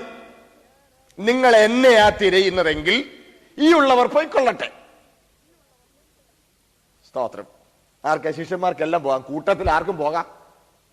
കൂട്ടത്തിൽ അവിടെ വന്നിരിക്കുന്ന ആരുണ്ട്? യൂദായ്ക്കും പോകാം. ആ ഭാഗത്ത് യോഹന്നാൻ അപ്പോസ്തലൻ എഴുതിയിരിക്കുകയാണ്, നീ എനിക്ക് തന്നിട്ടുള്ളവരിൽ ആരും നഷ്ടമായി പോയില്ല എന്ന വാക്കിന് ഇതിനാൽ നിവൃത്തി വന്നെന്ന്. സ്തോത്രം. ആ സന്ദർഭത്തിൽ അവിടെ എഴുതിയിരിക്കുക. പക്ഷേ യൂദാ അങ്ങനെ പോകാൻ കൂട്ടാക്കിയില്ല. കാശ് മേടിച്ചതിന് അവകാശം കിട്ടണ്ടേ? സ്തോത്രം. ഗുരു ഉടനെ യൂദാ റബ്ബി എന്ന് വിളിച്ചോണ്ട് വന്നു. ഉടനെ ഗുരു അങ്ങോട്ട് നോക്കി. സ്നേഹിതാ, നീ വന്ന കാര്യം എന്ത്? അപ്പോഴും വിളിച്ച സ്നേഹിത എന്ന്. റബി വന്ദനമെന്നും പറഞ്ഞ് പിന്നെയും കൈ നീട്ടിക്കൊണ്ട് അടുത്തു വന്നു. ഗുരു ഒരു ചുവട് പിമ്പോട്ട് മാറിക്കാണും. മാറിയിട്ട് ചോദിച്ചു, യൂദേ, മനുഷ്യപുത്രനെ ചുംബനം കൊണ്ട് ഒറ്റിക്കൊടുക്കുന്നത്? ചുംബിക്കാൻ നീട്ടിയ കൈകൾ കൂപ്പിയ കാൽക്കൽ വീഴാം, ചെയ്തില്ല. ബലമായി പിടിച്ചു, അവനെ ചുംബിച്ചു. ചുംബിച്ചപ്പോൾ കിടപ്പിൽ കിടന്ന പടയാളികൾ അതാണ് അടയാളവാക്യം കൊടുത്തത്. ഞാൻ ആരെ ചുംബിക്കുന്നു അവനെ പിടിച്ചോണ്ട് നോക്കോളാൻ പറഞ്ഞിരിക്കുക. അവർ ചാടി എഴുന്നേറ്റു. അവർക്ക് അടയാളം കിട്ടി. അവർ ഗുരുവിനെ പിടിച്ചു. ഇതിനാരാണ് ഉത്തരവാദി? യൂദയുടെ അനുഭവത്തിന് ആരാ ഉത്തരവാദി? അവന് എത്ര അവസരം കിട്ടി? വില്യം ബാർക്ലേ തന്റെ പുസ്തകത്തിൽ പറഞ്ഞിരിക്കുന്നത്, എന്റെ കമന്ററി പറഞ്ഞിരിക്കുന്നത്, ലവ്സ് ലാസ്റ്റ് അപ്പീൽ എന്ന. സ്തോത്രം. സ്നേഹിതാ, നീ വന്ന കാര്യം എന്തെന്നും യൂദേ മനുഷ്യപുത്രനെ ചുംബനം കൊണ്ട് ഒറ്റിക്കൊടുക്കുന്നെന്ന് ചോദിക്കുമ്പോൾ, that is loves last appeal. സ്നേഹത്തിന്റെ അവസാനത്തെ ആഹ്വാനമാണ്. സ്തോത്രം. അവൻ അതിനെയും അവഗണിച്ചു. എന്റെ സഹോദരങ്ങളെ, മനുഷ്യനോ ഈ പിറന്നവരാരായാലും, സ്തോത്രം, എതിർവായി പറയാനുണ്ടാകയില്ല. ദൈവമേ, നീ എന്നോട് കാണിക്കുന്ന നീതിയല്ലെന്ന് ഒറ്റ വ്യക്തിക്ക് പോലും വന്ന് പറയാനൊക്കെ. Everyone is given freedom. Willpower, free as the air. അതുകൊണ്ടാണ് ഇവിടെ ഒരു ചെറിയ കാര്യം കൂടെ കൂട്ടത്തിൽ പറയാം. തിരിച്ചറിയാനും തീരുമാനമെടുക്കുവാനും കഴിവില്ലാത്തവരെ ആരെയും ന്യായവിസ്താരത്തിൽ വരുത്തുകയില്ല. അതുകൊണ്ടാണ് ഈ ശിശുക്കൾ, തിരിച്ചറിയാൻ പ്രായമാകാത്ത ശിശുക്കൾ ന്യായവിസ്താരത്തിൽ വരികയില്ല. സ്തോത്രം. വെളിപ്പാട് പുസ്തകം 20-ാം അധ്യായം 11-ാം വാക്യം വായിക്കുമ്പോൾ, ഞാൻ വലിയൊരു വെള്ള സിംഹാസനവും അതിലൊരുവൻ ഇരിക്കുന്നത് കണ്ടു. അവിടെ നമ്മൾ വായിക്കുന്നത്, മരിച്ചവർ ആബാലവൃദ്ധം സിംഹാസനത്തിന് മുമ്പിൽ നിൽക്കുന്നു. ബാലികാബാലന്മാർ മുതൽ വൃദ്ധന്മാർ വരെ. ആബാലവൃദ്ധം. ഇംഗ്ലീഷിൽ King James Version great and small, big and small എന്നോ അങ്ങനെ ഗ്രേറ്റ് ആൻഡ് സ്മോൾ എന്ന്. വലിയവനും ചെറിയവനും. മൂലകൃതിയിൽ പ്രായത്തെ സൂചിപ്പിക്കുന്ന പദമാണ് കൊയിനെ ഗ്രീക്കിൽ. മലയാളം തർജ്ജമ നന്നായിരിക്കുന്നു. ആ ബാലവൃദ്ധം, ബാലന്മാർ മുതൽ, ബാലികാബാലന്മാർ മുതൽ വൃദ്ധന്മാർ വരെ. ശിശുക്കൾ ആ കൂട്ടത്തിൽ ഇല്ല. ശിശുക്കൾ ആ കൂട്ടത്തിലില്ല. അതുപോലെ മന്ദബുദ്ധികൾ, കാര്യങ്ങൾ ഗ്രഹിക്കാൻ കഴിവില്ലാത്തവർ, തീരുമാനമെടുക്കുവാൻ കഴിവില്ലാത്തവർ, സ്തോത്രം, അവരും ന്യായവിസ്താരത്തിൽ വരികയില്ല. യേശുക്രിസ്തു കാൽവറിയിൽ വർത്തിച്ച നീതി, സ്തോത്രം, അവരുടെ പേരിൽ കണക്കിട്ട് അവരെ നിത്യജീവനിലേക്ക് സ്വീകരിക്കുകയാണ്. നിങ്ങളെല്ലാം എൻ്റെ കൂടെ ഉണ്ടല്ലോ. അതുകൊണ്ട് എന്റെ കർത്താവ് പറഞ്ഞു, കേൾക്കുന്നവരായി നിങ്ങൾക്ക് അയ്യോ കഷ്ടം. സ്തോത്രം. ഈ രാത്രി ദൈവസന്നിധിയിൽ ഇരിക്കുമ്പോൾ കേൾക്കുവാനും ഗ്രഹിക്കുവാനും തിരിച്ചറിയുവാനും തീരുമാനമെടുക്കുവാനും ദൈവം നമുക്ക് സ്വാതന്ത്ര്യം തന്നിട്ടുള്ളത് കൊണ്ട്, സ്തോത്രം, ദൈവഹിതം തിരിച്ചറിഞ്ഞ് സമർപ്പിക്കാത്തവർക്ക് ശിക്ഷാവിധി ഒഴിയുവാൻ കഴിയുകയില്ല. സ്തോത്രം. ഹല്ലേലൂയ. ഞാൻ പറഞ്ഞു, നിങ്ങൾ ഗ്രഹിച്ചു എന്ന് വിശ്വസിക്കട്ടെ. ദൈവം നമുക്ക് തന്നിരിക്കുന്ന ഇച്ഛാശക്തി, ദൈവം അതിനെ ഓവർ പവർ ചെയ്യുകയില്ല. ഈ രാത്രി നമ്മളുടെ ഹൃദയം അവന്റെ സന്നിധിയിൽ താഴ്ത്തി, കർത്താവേ, ഞാൻ നിനക്കുള്ളവനാണ് എന്ന് ഏറ്റു പറയുവാൻ കഴിഞ്ഞാൽ അതാണ് ഭാഗ്യം. സ്തോത്രം. ആട്ടെ, മുൻപോട്ട് പോകട്ടെ. സ്തോത്രം. കഴിഞ്ഞ ദിവസം പറഞ്ഞത് ഇത്രയും കാര്യങ്ങൾ കൂടി പറഞ്ഞപ്പോൾ കൂടുതൽ ഇത് വ്യക്തമായി എന്ന് ഞാൻ വിശ്വസിക്കുകയാണ്. സ്തോത്രം. ഇച്ഛാശക്തി. ഇനി അടുത്ത ഭാഗത്തേക്ക് ഞാൻ പോകുന്നു. സ്തോത്രം. പ്രിയ ദൈവമക്കളെ, സമയം വളരെ പോയി. അതായത് അനാദിയിലെ നിർണയമാണ്. ഓർക്കുന്നുണ്ടായിരിക്കുമല്ലോ എല്ലാവരും ഉണ്ട്. കഴിഞ്ഞ ക്ലാസ്സുകൾ ഒരു ബ്രദർ ഇല്ലായിരുന്നു, സാരമില്ല. അനാദിയിലെ ദൈവനിർണയമാണ് നിവർത്തിക്കപ്പെടുന്നത് എന്നുള്ളതാണ് നമ്മൾ ചിന്തിച്ചു വരുന്നത്. അപ്പോൾ അനാദിയിൽ, ആദിക്കും മുമ്പ് അനാദിയിൽ ദൈവസഭ എന്നുള്ളതാണ് സ്വർഗത്തിലെ ദൈവം എടുത്ത നിർണയം. അത് തന്നെ നമ്മൾ കണ്ടല്ലോ. ആ അനാദി നിർണയത്തിന് നിവൃത്തീകരണത്തിലുള്ള ചുവടുകളാണ് ചരിത്രത്തിലൂടെ, യുഗങ്ങളിലൂടെ നമ്മൾ കണ്ടുകൊണ്ടിരിക്കുന്നത്. സ്തോത്രം.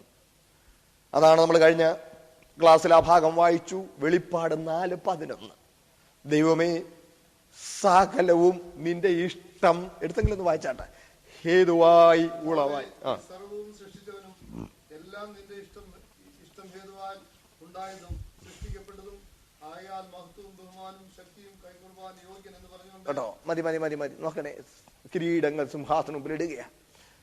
സകലവും നിന്റെ ഇഷ്ടം ഹേതുവായി ഉണ്ടായതാ. സ്തോത്രം. അതാണ് യോഹന്നാന്റെ സുവിശേഷത്തിൽ പറയുന്നു, സകലവും അവൻ മുഖാന്തരം ഉളവായി, ഉളവായതൊന്നും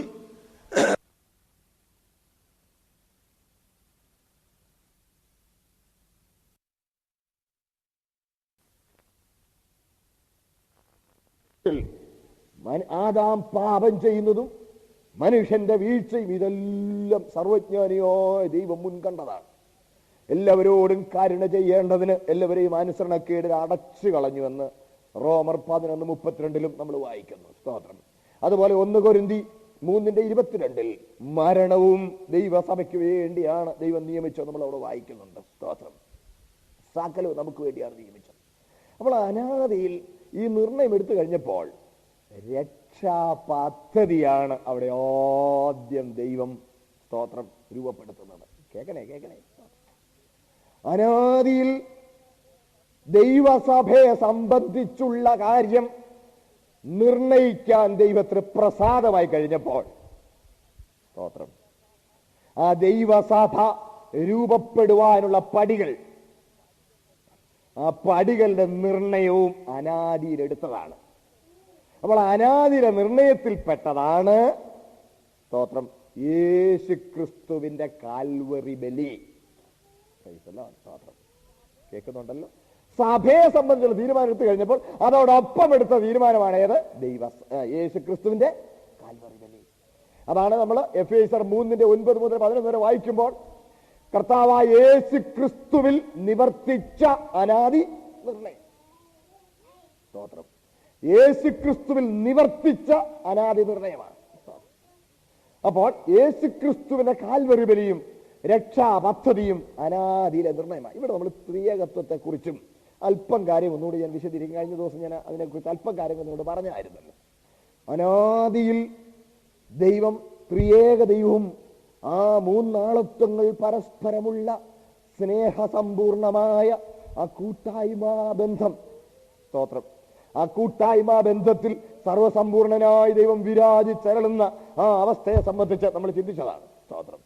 അപ്പോൾ ത്രിയേകത്വം എന്ന് പറയുന്നത് ദൈവവചനത്തിൽ, സ്തോത്രം, നൽകപ്പെട്ടിരിക്കുന്ന വെളിപ്പാടാണ്. ഇവിടെ ഒരു കാര്യം കൂടെ വിശദീകരിക്കാനുള്ളത്, ത്രിയേകത്വം എന്ന് പറയുന്നത് മനുഷ്യന്റെ വീണ്ടെടുപ്പിന് വേണ്ടി രൂപപ്പെടുത്തിയ ഒരു ക്രമീകരണമല്ല. മനസ്സിലായല്ലോ? ദൈവം എന്നും ത്രിയേകനായിരുന്നു, ഇന്നും ത്രിയേകനാണ്, എന്നും ത്രിയേകനായിരിക്കും. സ്തോത്രം. ത്രിയേകത്വം എന്ന് പറയുന്നത് അനാദിര നിർണയത്തോടുകൂടെ രൂപപ്പെടുത്തിയ ഒരു ക്രമീകരണം അല്ല. അതുകൊണ്ടാണ് നമ്മൾ ശ്രദ്ധിക്കണേ, ഈ യേശുക്രിസ്തുവിന്റെ ജഡാവതാരം എന്ന് പറയുന്നത് ഇച്ചിരി തെറ്റിദ്ധാരണയ്ക്ക് സാധ്യതയുണ്ട്. ജഡാവതാരം എന്ന് പറയരുത്, ജഡത്തിൽ വെളിപ്പെട്ടു എന്ന തിരുവെഴുത്ത് പറയുന്നത് തന്നെ നമ്മൾ പറയുന്നതാണ് നല്ലത്. അവതരിക്കുക എന്ന് പറയുമ്പോൾ ഹൈന്ദവമായ ആ ചിന്തയിലേക്ക് പോകും. വേഷം കെട്ടി വരിക എന്നുള്ള അർത്ഥം വരും. ഓരോ വേഷം കെട്ടി ഇറങ്ങുന്നു, 10 അവതാരങ്ങൾ. എന്നാൽ യേശു ക്രിസ്തുവിന്റെ അത് വേഷം കെട്ടി ഇറങ്ങുന്ന ഒരു രീതിയല്ല. ജഡത്തിൽ വെളിപ്പെടുകയാ. അതിന് മുമ്പേ ഉള്ളവനാ. സ്തോത്രം. മനസ്സിലാവുന്നുണ്ടേ? സ്തോത്രം. അതിനു മുമ്പേ അവനുണ്ട്. ത്രിയേകൻ. ആ ത്രിയേകത്വത്തിന് ഒരാളത്വമാണ് കർത്താവ്. ആ ആത്മസ്വരൂപിയായ അദൃശ്യനായ ത്രിയേകത്വത്തിലെ രണ്ടാം ആളത്വമായവൻ ജഡത്തിൽ വെളിപ്പെടുകയാണ്. സ്തോത്രം. പുസ്തകം പറയുന്നത് എന്ത് കൃത്യമായിട്ടാണ്? ജഡത്തിൽ അവൻ വെളിപ്പെടുകയാണ്. അപ്പോൾ യേശുക്രിസ്തുവിന്റെ ജഡത്തിലുള്ള വെളിപ്പാട്, അവൻ ജഡത്തിൽ ഇവിടെ ജനിക്കുക എന്നുള്ളതും അനാദിയിലെ നിർണയമാണ്. സ്തോത്രം. യേശുക്രിസ്തുവിന്റെ ദൈവത്വത്തെ നിഷേധിക്കുന്ന ചില ആളുകൾ ചില വാക്കുകളൊക്കെ എടുത്ത് ചോദിക്കാറുണ്ട്. വായിച്ചാട്ടെ. കൊലോസ്യ ലേഖനം 1-ാം അധ്യായം 15-ാമത്തെ വാക്യം. കൊലോസ്യ ലേഖനം 1-ാം കേട്ടോ. സർവ സൃഷ്ടിക്കും ആദ്യജാതൻ. അപ്പോ സർവ സൃഷ്ടിക്കും ആദ്യജാതൻ എന്ന് പറയുമ്പോൾ ആദ്യം ജനിച്ചവനെന്ന് അർത്ഥം വരികയല്ലേ ഇവിടെ? മനസ്സിലായില്ലേ? സ്തോത്രം. അപ്പൊ സൃഷ്ടിയിൽ ഉൾപ്പെട്ടവനല്ലേ എന്ന് ചോദിക്കുന്നവരെ ഞാൻ കണ്ടിട്ടുണ്ട്. യഹോവയുടെ സാക്ഷികളൊക്കെ അത് പറയും. അല്ല, സർവ സൃഷ്ടിക്കും ആദ്യജാതന. അപ്പോൾ ഏതെങ്കിലും ഒന്ന് സൃഷ്ടിക്കുന്നതിന് മുമ്പ് യേശുക്രിസ്തുവിന്റെ ജഡത്തിലുള്ള വെളിപ്പാടാണ് നിർണയിക്കപ്പെട്ടതെന്ന് അതിന്റെ അർത്ഥം. സ്തോത്രം. ഒന്നുകൂടെ വ്യക്തമാക്കി തരാം. മറ്റൊരു വാക്യം കൂടെ വായിച്ചാട്ടെ. സദൃശവാക്യങ്ങൾ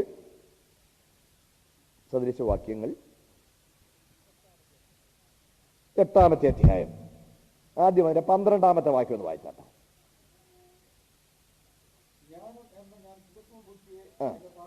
കേട്ടോ, ജ്ഞാനം എന്ന ഞാൻ. ഈ വിസ്ഡം ലിറ്ററേച്ചർ എന്നൊരു വേദപുസ്തകം പഠിക്കുമ്പോൾ വിസ്ഡം ലിറ്ററേച്ചർ എന്ന് പറയും. അതായത് സങ്കീർത്തനം, സദൃശവാക്യം, സഭാപ്രസംഗി, ഉത്തമഗീതം എന്നീ പുസ്തകങ്ങളിൽ യേശുക്രിസ്തുവിനെ ചിത്രീകരിച്ചിരിക്കുന്ന ജ്ഞാനം ജ്ഞാനി എന്ന നിലയിലാണ്. ജ്ഞാനം അഥവാ ജ്ഞാനി എന്ന നിലയിലാണ്. അപ്പോൾ ദൈവജ്ഞാനത്തിന്റെ ഏറ്റവും വലിയ വെളിപ്പാട് യേശുക്രിസ്തുവിന്റെ ജഡത്തിലുള്ള വെളിപ്പാടാണ്. ദൈവത്തിന്റെ ജ്ഞാനം ഒന്നുകൂടെ വ്യക്തമാക്കിയാൽ തിരുവെഴുത്തിങ്ങനെ പറയുന്നു, ആകാശം ദൈവത്തിന്റെ മഹത്വത്തെ വർണ്ണിക്കുന്നു, ആകാശവിധാനം അവന്റെ കൈവേലെ പ്രസിദ്ധമാക്കും. നമ്മൾ ഈ ചവിട്ടു നിൽക്കുന്ന ഈ ഭൂമി ദൈവത്തിന്റെ മഹത്വത്തെ വെളിപ്പെടുത്തുന്നതിനേക്കാൾ ഈ ആകാശവിധാനമാണ് ദൈവത്തിന്റെ മഹത്വത്തെ വെളിപ്പെടുത്തുന്നത്. 136-ാം സംഘം നമ്മൾ വായിക്കുന്നുണ്ടല്ലോ, ജ്ഞാനത്തോടെ ആകാശത്തെ വിരിച്ചവൻ.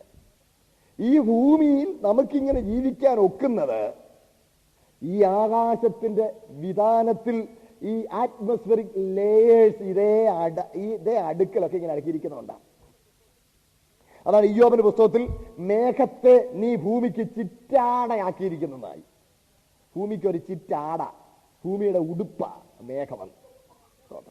ഈ ആകാശമണ്ഡലം ഇതിങ്ങനെ ക്രമീകരിക്കപ്പെട്ടിരിക്കുന്നതുകൊണ്ടാണ് ഭൂമിയിൽ നമുക്ക് ഇങ്ങനെ സുഖമായി ജീവിക്കാൻ ഒക്കുന്നത്. അപ്പോൾ ദൈവത്തിന്റെ ജ്ഞാനം സൃഷ്ടിജാലങ്ങളിൽ ഏറ്റവും വെളിപ്പെട്ടിരിക്കുന്ന ആകാശവിധാനത്തിന്റെ ക്രമീകരണത്തിലാണ്. എന്നാൽ അതിനേക്കാൾ ദൈവത്തിന്റെ ജ്ഞാനം വെളിപ്പെട്ടിരിക്കുന്നത് യേശുക്രിസ്തുവിന്റെ ജഡത്തിലുള്ള വെളിപ്പാടിലാണ്. അതുകൊണ്ടാണ് യേശുക്രിസ്തുവിനെ ജ്ഞാനം, ജ്ഞാനി എന്ന് തിരുവെഴുത്തിൽ അവതരിപ്പിച്ചിരിക്കുന്നത്. പ്രത്യേകിച്ച് ഈ പുസ്തകങ്ങളിൽ സങ്കീർത്തനം, സദൃശവാക്യം, സഭാപ്രസംഗി, ഉത്തമഗീതം എന്നീ പുസ്തകങ്ങളിൽ സ്തോത്രം യേശുക്രിസ്തുവിനെ ജ്ഞാനം, ജ്ഞാനി എന്ന് ചിത്രീകരിച്ചിരിക്കുക. അതാ ജ്ഞാനമെന്ന ഞാൻ സൂക്ഷ്മബുദ്ധിയെ പാർപ്പിടമാകും. ഇനി അതിന്റെ താഴോട്ടുള്ള ചില വാക്യങ്ങളൊന്ന് വായിച്ചാൽ അതിന്റെ 26 മുതൽ 31 വരെ ഒന്ന് വായിച്ചാട്ടെ.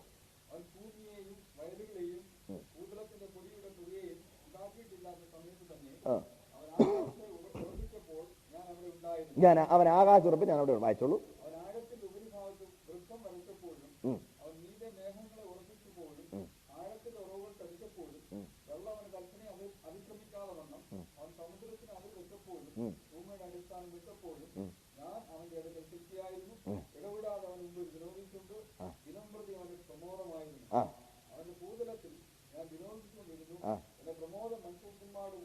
കേട്ടോ, മതിയല്ലോ. സ്തോത്രം. 31-ാം വാക്യം വരെ വായിക്കുമ്പോൾ ഇത് യേശുക്രിസ്തുവിനെ സംബന്ധിച്ചുള്ള ഒരു വെളിപ്പാടാണ്.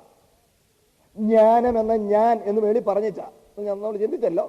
സ്തോത്രം. ദൈവജ്ഞാനം ഏറ്റവും വെളിപ്പെട്ടിരിക്കുന്ന ആകാശവിധാനത്തിലല്ല, പിന്നെ യേശുക്രിസ്തുവിന്റെ ജഡത്തിലുള്ള വരവിലാണ്. സ്തോത്രം.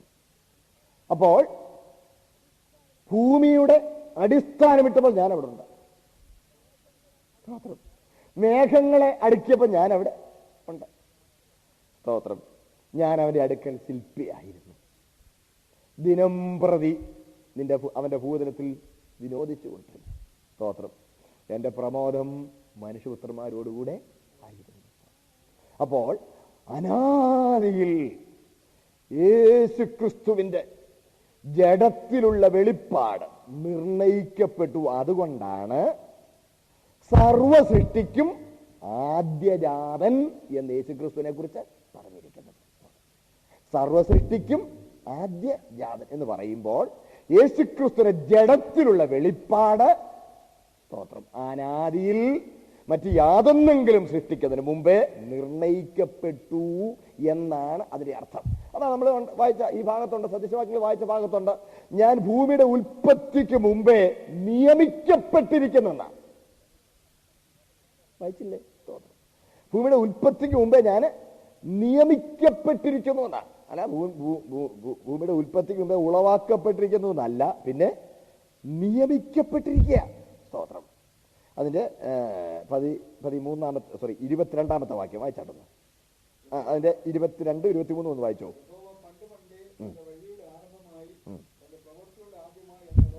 എന്നെ ഉളവാക്കി എന്ന് പറയുമ്പം യേശുക്രിസ്തു സൃഷ്ടിയാണെന്നല്ല അവരുടെ അർത്ഥം. സ്തോത്രം. രക്ഷാപദ്ധതി പലരും ഇതെടുത്ത് കാണിച്ചിട്ട് യേശുക്രിസ്തുവിന്റെ ദൈവത്വത്തെ നിഷേധിക്കാൻ ഉപയോഗിക്കുന്നുണ്ട്. ഞാൻ വിശദീകരണം പറയുകയാണ്. സ്തോത്രം. രക്ഷാപദ്ധതി വായിച്ചോ.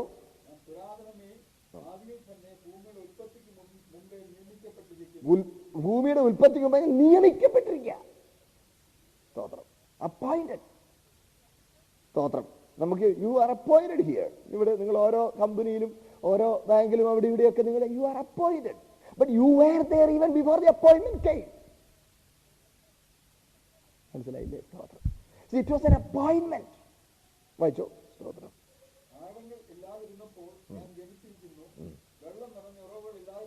മതിയല്ലോ. ഞാൻ പുരാതനമേ ആദിയിൽ തന്നെ ഭൂമിയുടെ ഉൽപ്പത്തിക്ക് മുമ്പേ നിയമിക്കപ്പെട്ടിരിക്കുന്നു. സ്തോത്രം. അപ്പോൾ സർവസൃഷ്ടിക്കും ആദ്യജാതൻ എന്ന് പറയുമ്പോൾ, സ്തോത്രം, സൃഷ്ടിക്കു മുമ്പേ തന്നെ വീണ്ടെടുപ്പുകാരനായി, രക്ഷകനായി, തൃത്വത്തിൽ രണ്ടാമനായി പുത്രൻ തമ്പുരാൻ ജഡത്തിൽ വരുന്ന കാര്യം നിയമിക്കപ്പെട്ടു, തീരുമാനിക്കപ്പെട്ടു എന്നാണ് അതിന്റെ അർത്ഥം. മാത്രമല്ല, കർത്താവന്ന് വരാനിരുന്ന ആ ശരീരത്തിന്റെ വിശദാംശം പോലും നിയമിക്കപ്പെട്ട് കഴിഞ്ഞതാ. സ്തോത്രം. എബ്രാലേഖനം എടുത്താട്ടെ. സ്തോത്രം. എബ്രാലേഖനത്തിൽ 10-ാമത്തെ അധ്യായം സങ്കീർത്തന ഉദ്ധരണി അവിടെ സന്ദർഭം അനുസരിച്ച് പറയുകയാണ്. അതിന്റെ 5-ാമത്തെ വാക്യം മുതൽ വായിച്ചാട്ടെ. ആകയാൽ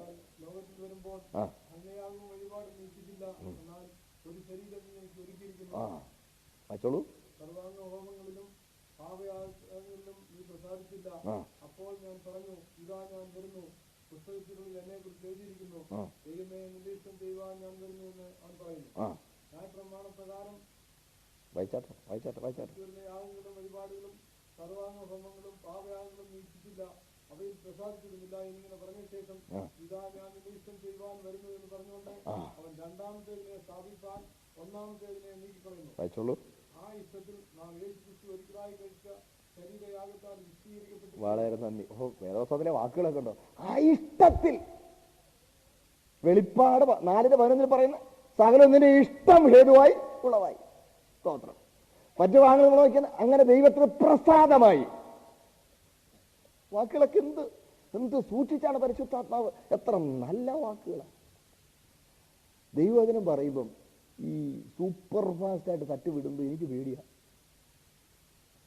വാക്കുകൾക്ക് അർത്ഥമില്ലാതാകരുത്. അങ്ങനെ ഇന്ന് നമ്മുടെ ഇടയിൽ സംഭവിക്കുന്നത് എന്ന് പറഞ്ഞാൽ വാക്കിന് വേണ്ടി വാക്കങ്ങ് പ്രയോഗിക്കുക. ഏതാണ്ട് കഥാപ്രസംഗത്തിന്റെ വേറൊരു അവസ്ഥ പോലെ സുവിശേഷ പ്രസംഗത്തെ ആക്കിക്കളയുന്നത് ശരിക്കും അത് അപകടകരമായ ഒരു രീതിയാണ്. നമ്മളും അതാ ഇഷ്ടപ്പെടുന്നത്. അങ്ങനെ ഒരു രീതിയായി. എന്തൊരു അപകടമാണ്, എന്തൊക്കെയാ പറഞ്ഞു വെക്കുന്നത്. കഴിഞ്ഞ ദിവസം ബൈബിൾ സ്കൂളിൽ സഹോദരന്മാർ ചോദിച്ചു, ഒരു സംശയമായിട്ട് ഒരു കാര്യം ചോദിച്ചു. അവരോട് കൺവെൻഷൻ ഉള്ളപ്പോൾ ആരോ പറഞ്ഞെന്ന്, കാലത്തിൻ്റെ അധികവിങ്കൽ കാലിത്തൊഴുത്തിൽ പിറന്ന കാൽവറിയിൽ കാലം ചെയ്ത കർത്താവെന്ന് അവിടെ പ്രസംഗിച്ചത്. അപ്പം അത് അങ്ങനെ പറയാമോ എന്ന്. കാലത്തിൻ്റെ ദിഗവിങ്കൽ കാലിത്തൊഴുത്തിൽ പിറന്ന് കാൽവറിയിൽ കാലം ചെയ്ത. ഞങ്ങൾ കുറേ എല്ലാവരും കൂടെ ചിരിച്ചു കഴിഞ്ഞിട്ട് അവൻ ആ കായ്ക്ക് വേണ്ടി വേറെ എന്ത് ചെയ്യാനാ? എൻ്റെ പൊന്നു സഹോദരങ്ങളെ, എനിക്ക് പേടിയാ. നല്ല ഭാഷ പറയുന്നത് നല്ലതാ, പക്ഷെ അർത്ഥം പരിഹരിച്ചുകൊണ്ടൊരു വാക്കും ശബ്ദത്തിന് വേണ്ടി വാക്ക് ഉപയോഗിക്കരുത്. ദൈവവചനം പഠിക്കുമ്പോൾ വേറെ എവിടെ വേണേലും ഉപയോഗിച്ചു.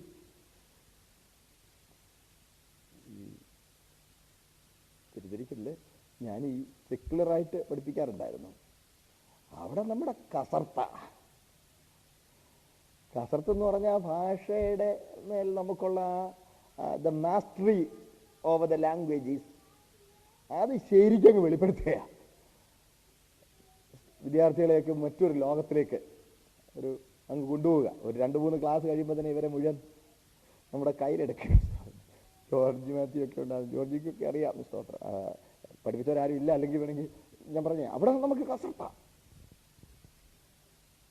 പക്ഷേ ദൈവവചനം പറയുമ്പോൾ എനിക്ക് പേടിയാന്ന് പറഞ്ഞാൽ ഞാൻ വളരെ സൂക്ഷിക്കാൻ പോകുള്ളൂ. പുസ്തകം നിങ്ങൾ ശ്രദ്ധിക്കണം, ഉപയോഗിച്ചിരിക്കുന്ന പദങ്ങളൊക്കെ കണ്ടോ. നിന്റെ ഇഷ്ടം ഹേതുവായി, നിന്റെ തീരുമാനപ്രകാരം ഒന്നും അങ്ങനെ പോലും അല്ല, നിർണയം എന്നാ പറഞ്ഞേക്കുന്നത്. ഭാഷയ്ക്ക് അതിന്റെ പരിമിതിയുണ്ട്. നമ്മുടെ പരിമിതമായ ഭാഷയിൽ ദൈവത്തിന്റെ നിത്യമായ സത്യം എത്ര സൂക്ഷ്മതയോടെയാണ് പരിശുദ്ധാത്മ വെളിപ്പെടുത്തിയിരിക്കുന്നത്. സ്തോത്രം. അതുകൊണ്ടാണ് ദൈവസന്നിധിയിൽ ഒരു വാക്ക് പറയാൻ നീ ബന്ധപ്പെടരുത്. നമ്മുടെ ഇടയിലുള്ള രീതികളിൽ മാറ്റം വരുന്നതുകൊണ്ട് ഞാനൊരു കോഷനിങ് കൂട്ടത്തിൽ പറഞ്ഞു എന്നേ ഉള്ളൂ. ഞാൻ മുമ്പോട്ട് പോയിക്കോട്ടെ. സ്തോത്രം. ഇതാ നീ എനിക്കായി ഒരു ശരീരം ഒരുക്കിയിരിക്കും.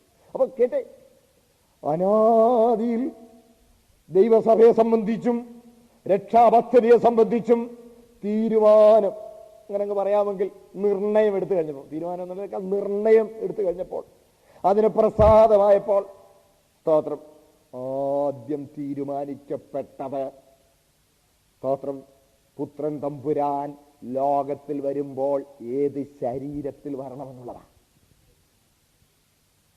നീ എനിക്കായി ഒരു ശരീരം ഒരുക്കിയിരിക്കുന്നു. അല്പം കൂടെ വിശദീകരിക്കട്ടെ. അതുകൊണ്ടാണ് ഉൽപ്പത്തി പുസ്തകത്തിൽ പറയുന്നു, ദൈവം മനുഷ്യനെ തന്റെ സ്വരൂപത്തിലും സാദൃശ്യത്തിലും സൃഷ്ടിച്ചു. സ്തോത്രം. ഏതൊരു സ്വരൂപത്തിൽ, ഏതൊരു ശരീരത്തിൽ വീണ്ടെടുപ്പുകാരൻ ഇവിടെ വരുവാൻ നിർണയിക്കപ്പെട്ടിരുന്നുവോ, സ്തോത്രം, മനസ്സിലായല്ലോ, ആ ശരീരത്തിന്റെ സ്വരൂപത്തിൽ സാദൃശ്യത്തിൽ മനുഷ്യനെ സൃഷ്ടിച്ചു. സ്തോത്രം. അതുകൊണ്ടാണ് റോമാലേഖനത്തിൽ പറയുന്നത്, സ്തോത്രം, വരുവാനിരുന്നവന്റെ പ്രതിരൂപമായ ആദാം, സ്തോത്രം, സ്തോത്രം, വരുവാനിരുന്നവന്റെ പ്രതിരൂപമായ ആദാമിന് തക്കവണ്ണം പാപം ചെയ്യാത്തവരിലും, സ്തോത്രം, പാപം ആദാം മുതൽ മോശ വരെ വാണിരുന്നു. സ്തോത്രം. വരുവാനിരുന്നവന്റെ പ്രതിരൂപമായ ആദാമെന്ന, സ്തോത്രം, ഞാൻ കാണിച്ചുതരാം. സ്തോത്രം. പെട്ടെന്ന് നോക്കി വെച്ചിരുന്നാണ്, പക്ഷെ ഇപ്പം മനസ്സിൽ നിന്ന് പോയി. അറിയില്ല. I'll show you. വായിച്ചു.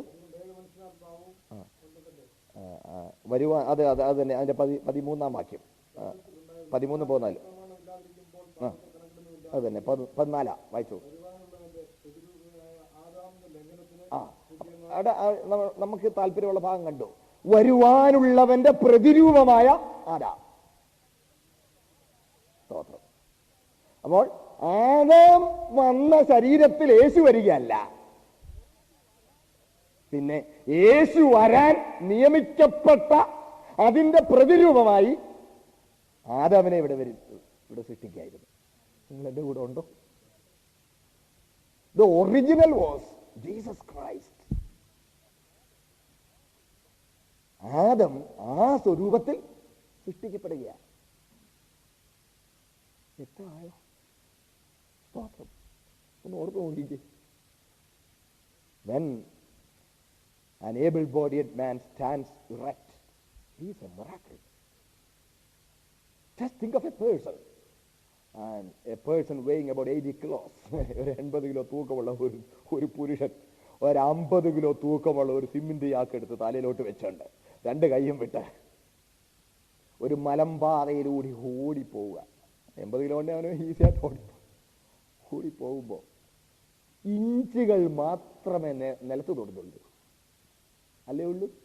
വെറും ഇഞ്ചുകൾ മാത്രം. ഒരു ഓടിപ്പോകും. ഇതെല്ലാം ബാലൻസ്. അത്ഭുതമല്ലേ? ഈ ബാലൻസ് ചെവിക്കകത്തുള്ള രണ്ട് ലേബറിൻതായിൻ എന്ന് വിളിക്കപ്പെടുന്ന രണ്ട് കുഴലിനകത്ത് ഒഴുകുന്ന ഒരു ദ്രാവകത്തിലാണ് ഈ ബാലൻസ് അഡ്ജസ്റ്റ് ചെയ്തിരിക്കുന്നത്. അതുകൊണ്ടാണ് ഇപ്പം ചിലർക്ക് ഈ തലയിറക്കമാണ് എപ്പോഴും, വോമിറ്റിംഗ് സെൻസേഷൻ എന്നൊക്കെ പറയുമ്പോൾ എനിക്കറിയാം, പിന്നെ ബ്ലസ്സിനറിയാം, പ്രൊഫസർ മാത്യു പിത്തവൻ സാറ്, ഞാൻ വളരെ ബഹുമാനിക്കുന്നൊരു ദേവദാസനാണ്. കുറച്ചുകൊണ്ട് അദ്ദേഹത്തെ പരാമർശിക്കുന്നത് അദ്ദേഹത്തിന് ഒഫൻസ് ആകില്ലെന്ന് എനിക്കറിയാം. അതുകൊണ്ട് അനുഗ്രഹിക്കപ്പെടാ ദേവദാസൻ. അദ്ദേഹത്തിനൊരു അസുഖം കുറച്ചാൾ മുമ്പ് തുടങ്ങി. എന്തോ രാത്രി ഇങ്ങനെ കിടന്നുറങ്ങും, പൊക്കിയെടുത്തോണ്ടൊക്കെ വേളി പോയി ഇടുന്ന പോലെ അകത്താണെന്ന് താളി, എന്നിട്ട് ഭയങ്കര തലചുറ്റൽ, അത് അങ്ങോട്ട് കുനിഞ്ഞാൽ വീണു പോകും. എപ്പോഴും വൊമിറ്റിംഗ് സെൻസേഷൻ. വളരെ വിദഗ്ധമായ വൈദ്യ പരിശോധനയ്ക്ക് വിധേയപ്പെട്ടു. അവസാനം ഡോക്ടർമാർ കണ്ടുപിടിച്ചത് ഈ ലേബറിൻതായിനകത്തുള്ള ആ ദ്രാവകം ഒഴുകാൻ 1/2 സെക്കൻഡ് താമസം വരിക. ഞാൻ മുമ്പോട്ട് കുനിയുമ്പോൾ പുറത്ത് നോക്കിയേ, എൻ്റെ മുഴുവൻ തൂക്കവും മുമ്പോട്ട് വിടുക. എൻ്റെ കാലിൻ്റെ ഒരു മസിലിൻ്റെ ഒരു ബലത്തിലായി മുഴുവൻ ബാലൻസ് പിടിക്കുന്നത്. ആ മസിലിൻ്റെ മാത്രമല്ല, ഈ ലേബറിൻതായിൻ്റെതാണ്. ഞാൻ എത്രയും മുമ്പോട്ട് കുനിയുന്നു അതിനനുസരിച്ച് ഈ ഫ്ലൂയിഡ് പുറകോട്ട് ഒഴുകുന്നതാണ്. സാറിന് സംഭവിക്കുന്നത് ഈ പുറകോട്ട് വരാനായിട്ട് 1/2 സെക്കൻഡ് താമസം. അതിനോടാവും പോയി വീണ് കഴിഞ്ഞിരിക്കും. എന്തൊരു കഷ്ടം. അനുഗ്രഹിക്കപ്പെട്ട ദൈവദാസൻ അദ്ദേഹം പറഞ്ഞു, ഇടയ്ക്കിടയ്ക്ക് ഇത് വർദ്ധിച്ചു വരുമ്പോഴത്തേക്കും രാത്രി ജീവിതമേ ഒരു സങ്കടമാണ്. നിങ്ങൾ എൻ്റെ കൂടെ ഉണ്ടല്ലോ എല്ലാവരും. സ്തോത്രം. കണ്ടോ എന്തൊരു അത്ഭുതമാണ്. 130 സങ്കീർത്തനം പറയുന്നു, ഭയങ്കരവും അതിശയവുമായി നിന്നെ സൃഷ്ടിച്ചിരിക്കുക ഞാൻ നിനക്ക്. സ്തോത്രം. ചിമ്പൻസി ചിലപ്പോൾ ഇച്ചിരി നേരം ഈ ബാലൻസ് പിടിച്ചൊന്നും നടന്നു വരും. Unsteady clumsy steps, but what beautiful, orderly, nice steps the dancer takes on the stage. അല്ലേ? സ്തോത്രം. എന്ത് calmly beautiful calculated steps. ചിലപ്പോൾ ഈ ജിംനാസ്റ്റിക്സിൽ ഓരോന്ന് മനുഷ്യൻ കാണിക്കുന്ന കാണുമ്പോൾ അത്ഭുതം തോന്നും. നമ്മുടെ ശരീരം അത്ഭുതങ്ങളിൽ അത്ഭുതമാണ്. സ്തോത്രം. ഇത് നിസ്സാരമായ കാര്യമല്ല. ഇതെന്റെ പൊന്നു കർത്താവ്. സ്തോത്രം. അഖിലോണ്ടത്തിന്റെ സൃഷ്ടാവും ഉടമസ്ഥനുമായവൻ, എന്റെ വീണ്ടെടുപ്പിനായി ലോകത്തിൽ വെളിപ്പെടുവാൻ അനാദിയിൽ നിർണയിച്ച ശരീരമാണ്. നിങ്ങളുടെ കൂടെ ഉണ്ടല്ലോ. സ്തോത്രം. Don't deform your self. എന്താ നിങ്ങളെ ആ കൂടി വികൃതം വല്ലാതാക്കരുത്. ദൈവം തന്ന ശരീരം ദൈവത്തിന്റെ മന്ദിരം. ഓരോരുത്തർ ഇതും കൊണ്ട് കാണിക്കുന്ന കോപ്രായ എന്തൊക്കെ വൈകൃതങ്ങളാണ് ചിലപ്പോൾ കാണിച്ചു വെക്കുന്ന മനുഷ്യൻ. പാമ്പിന്റെ പടം കയ്യെ കുത്തി വെക്കുന്നു, വന്യജീവികളുടേത് തല മുഴുവൻ മോട്ടയടിച്ച് തലയിൽ വരച്ചു വെക്കുന്നു. എന്തൊക്കെ വികൃതികളാണ്. സ്തോത്രം. We should feel proud that God has given us this beautiful shape. സ്തോത്രം. അത്ഭുതങ്ങളിൽ അത്ഭുതം. ഞാൻ കൂടുതൽ വിശദീകരിക്കുന്നില്ല. എൻ്റെ കർത്താവ് വരാൻ നിയമിക്കപ്പെട്ടതാണ്. റോമർ 5:14 മറക്കരുത്. വരുവാനിരുന്നവന്റെ പ്രതിരൂപമായ Adam. Adam was a duplicate. Jesus Christ was a original. Hallelujah. കർത്താവ് തേജസ്സിൽ പ്രകാശം ഉടുപ്പായി അനുഗ്രഹിക്കപ്പെട്ട നിലയിൽ ദൈവാനുരൂപനായി മനുഷ്യനെ സൃഷ്ടിച്ചു. ചെറിയൊരു വിഷയം കൂടെ പറഞ്ഞോട്ടെ. പ്രിയപ്പെട്ടവരെ, കർത്താവ് സ്വീകരിച്ച ഈ ശരീരം എന്ന് പറഞ്ഞാൽ ക്രൂശീകരിക്കപ്പെടാനുള്ള ശരീരമായിരുന്നു. നമ്മൾ സാധാരണ വിചാരിക്കണതേ ഈ കൈയുടെ പത്തിയിൽ ഇവിടെ ആണി അടിച്ചു എന്നാ പല ആളുകളും വിചാരിക്കുന്നത്. പടത്തിലൊക്കെ അങ്ങനെയല്ലേ കാണുന്നത്? ഇവിടെ അടിച്ചു. കൈവെള്ളയിലല്ല ക്രൂശീകരിക്കാൻ ആണി അടിക്കുന്നത്, റിസ്റ്റില, കൈത്തണ്ടയില, റിസ്റ്റില. ഇവിടെ ആണി അടിച്ച ഇങ്ങനെ ഇതല്ല തൂങ്ങി കിടക്കുന്ന ഈ ശരീരം മുഴുവൻ. ഇവിടെ ആണി അടിച്ച ഇതങ്ങ് കീറിപ്പോവും. താറാവിന്റെ കാലുമല്ല ഇത്, കീറിപ്പോവും. നമുക്ക് ചരിത്രത്തിൽ ധാരാളം തെളിവുകളുണ്ട്, പടങ്ങളുണ്ട്. ക്രൂശിക്കപ്പെട്ടവരുടെ അസ്ഥികൂടത്തിന്റെ ചിത്രങ്ങളൊക്കെ ഉണ്ട്. എല്ലാം ആണി അടിക്കുന്നത് ഇവിടെ, റിസ്റ്റില. കർത്താവിന്റെ ഒരൊറ്റ അസ്ഥിയും ഒടിഞ്ഞു പോയില്ല. അത് പുസ്തകം പ്രത്യേകം പറയുന്നുണ്ടല്ലോ, എന്റെ അസ്ഥി ഒന്നും ഒടിഞ്ഞു. ഇവിടെയാണെങ്കിൽ ഇവിടെ ഒത്തിരി അസ്ഥിയാണ്. ഇവിടെയാണ് അടിക്കുന്നെങ്കിൽ കൂടുതൽ അസ്ഥി ഒടിയാൻ സാധ്യതയുണ്ടായിരുന്നു. മാത്രമല്ല ഈ ഇവിടെ അടിച്ചിങ്ങനെ തൂങ്ങിക്കിടക്കുകയില്ല. ക്രൂശീകരിച്ചിരുന്നപ്പോൾ ആണി അടിച്ചത് ഈ ഭാഗത്താണ്. ഇനി ഈ ഭാഗം എടുത്താലോ?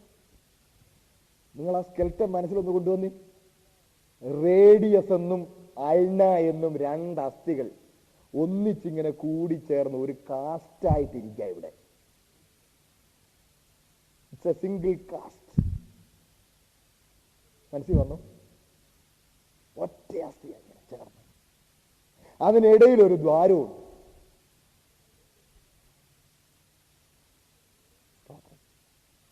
ഒരു ചിന്തകൻ അതിനെ കുറിച്ച് പറഞ്ഞിരിക്കുന്നത്, when God designed the human skeleton, there was provision for the piercing nail.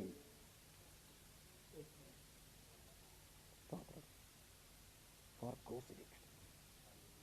എനിക്കത് അതിൻ്റെ ആ സർവജ്ഞതയൊന്ന് ഓർന്നു നോക്കി. നിങ്ങളെൻ്റെ കൂടെ ഉണ്ടല്ലോ. എന്തോ ഒരു എഞ്ചിനീയറിങ്. സ്തോത്രം. ഇവിടെ ആണി അടിക്കാനുള്ള ആ ഗ്യാപ്പിട്ട് വേറെ ശരീരത്തിൽ വേറെ എങ്ങും അങ്ങനെ ഒരു പ്രൊവിഷൻ ഇല്ല. ഇങ്ങനെയാണ് ആണി അടിച്ചത്. അപ്പോൾ ക്രൂശിക്കപ്പെടാൻ വേണ്ടിയാണ് ഗുരു ഇവിടെ വന്നത്. നീ എനിക്കായൊരു ശരീരം ഒരുക്കിയിരിക്കുന്നു. ഞാനീ പറയുന്നതൊക്കെ വ്യക്തമാകുന്നുണ്ടോ? അനാദിയിലെ നിർണയം.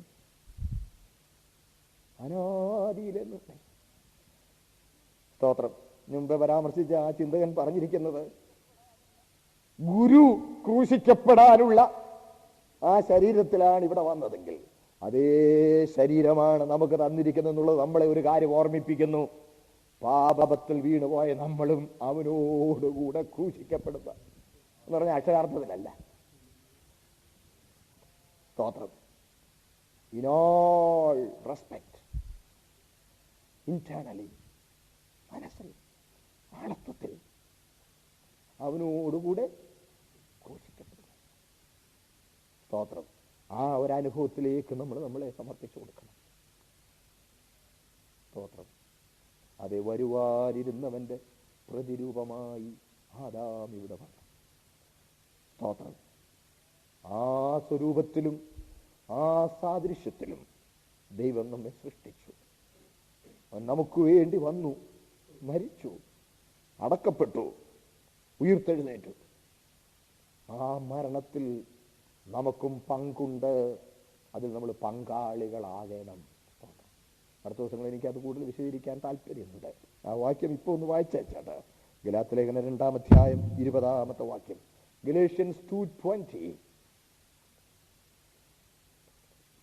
ഞാൻ ക്രിസ്തുവിനോടുകൂടെ ക്രൂശിക്കപ്പെട്ടിരിക്കുന്നു. ഇനി ജീവിക്കുന്നത് ഞാനല്ല, ക്രിസ്തു അത്രേ എന്നിൽ ജീവിക്കുന്നു. ഇപ്പോൾ ഞാൻ ജഡത്തിൽ ജീവിക്കുന്നതോ എന്നെ സ്നേഹിച്ച് എനിക്ക് വേണ്ടി തന്നെത്താൻ ഏൽപ്പിച്ചു കൊടുത്ത ദൈവപുത്രനിലുള്ള വിശ്വാസത്താൽ അത്രേ ജീവിക്കുന്നത്. വളരെ നന്ദി. ഞാൻ ക്രിസ്തുവിനോടുകൂടെ ക്രൂശിക്കപ്പെട്ടിരിക്കുന്നു. ഇനി ജീവിക്കുന്നത് ഞാനല്ല, ക്രിസ്തു അത്രേ എന്നിൽ. സഹോദരങ്ങൾ, എന്നോടൊരു ക്ലാസ് തുടങ്ങുന്നതിന് മുമ്പേ ഒരു കാര്യം ചോദിച്ചു. ഒരാളെ യേശു ക്രിസ്തുവിനെ രക്ഷകനും കർത്താവുമായി വിശ്വസിച്ചു. വിശ്വസിച്ചു, യേശുവിനെ സ്വീകരിച്ചു, കർത്താവിനെ സ്വീകരിക്കുന്നു എന്ന് ഏറ്റു പറഞ്ഞു. അങ്ങനെ അവനൊന്ന് ഏറ്റു പറഞ്ഞു. അത്രയും ആ കാര്യം അവൻ അന്നേരം ആത്മാർത്ഥമായിട്ടാണ് അത് ചെയ്തത്. പിന്നത്തെ ജീവിതത്തിൽ ഇച്ചിരി പാകപ്പഴകളൊക്കെ വന്നാൽ പോലും അവൻ അങ്ങനെ ഏറ്റു പറഞ്ഞിട്ടുണ്ടെന്നുള്ളത് കൊണ്ട് is it not his eternity secure? നിങ്ങൾ ചോദ്യം മനസ്സിലായല്ലോ. സ്തോത്രം. ഡിവൻസ്, അത് രക്ഷയുടെ ഒന്നാമത്തെ പടിയാകുന്നുണ്ട്. ക്രൂശിക്കപ്പെട്ടവൻ പിന്നെ പഴയതിനെ ജീവിക്കാൻ പാടില്ല. രക്ഷകനായും കർത്താവായും സ്വീകരിക്കുന്നത് അല്ലേ? യേശുവിനെ എങ്ങനെ സ്വീകരിക്കുന്നത്? രക്ഷകനായും കർത്താവായും. കർത്താവായി സ്വീകരിക്കുമ്പോൾ ആ കർത്തൃത്വത്തിന് കീഴെ നിലനിൽക്കണം. അല്ലെ പിന്നെ അവർ കർത്താവായി സ്വീകരിക്കുന്നതിനകത്ത് അർത്ഥം എന്താ? ഞാനൊരു ഉദാഹരണം പറഞ്ഞാൽ, പെന്തക്കോസ്തുകാരുടെ കല്യാണത്തിൽ കൈ കൊടുക്കുക, കൈ കൊടുത്ത് I take you as my wife, ഞാൻ നിന്നെ എൻ്റെ ഭാര്യയായി സ്വീകരിക്കുന്നു. പെൺകുട്ടിയും പറയും നിങ്ങളെ എൻ്റെ ഭർത്താവായി ഞാൻ സ്വീകരിക്കും. ഭർത്താവായി സ്വീകരിക്കുന്നു എന്ന് പറഞ്ഞേച്ച് പിന്നെ അവള് ഇഷ്ടം പോലെ പോവല്ല. പിന്നെ ഭർത്താവായി സ്വീകരിക്കുന്നു എന്ന് ഏറ്റു പറഞ്ഞ അവർ ഒറ്റ വാക്കിന്റെ അടിസ്ഥാനത്തിൽ ഇവന്റെ കൂടെ പോവാ. ശരിയല്ലേ? ഞാൻ ഓർക്കുന്നുണ്ട്, ഞങ്ങളുടെ കല്യാണം കഴിഞ്ഞ് എൻ്റെ ഭാര്യയാണെങ്കിൽ കോട്ടയം പട്ടണത്തിൽ ജനിച്ചു വളർന്ന, എല്ലാം കാര്യങ്ങളൊക്കെ ഇച്ചിരി സ്റ്റൈലിസ്റ്റിക്, ബ്യൂട്ടിഫുൾ, നല്ല ഭംഗി. അറിയാമല്ലോ, ഒരു പട്ടണത്തിൽ വളർന്ന എല്ലാം നല്ല ഭംഗിയായിരിക്കണം എന്നൊക്കെയുള്ള.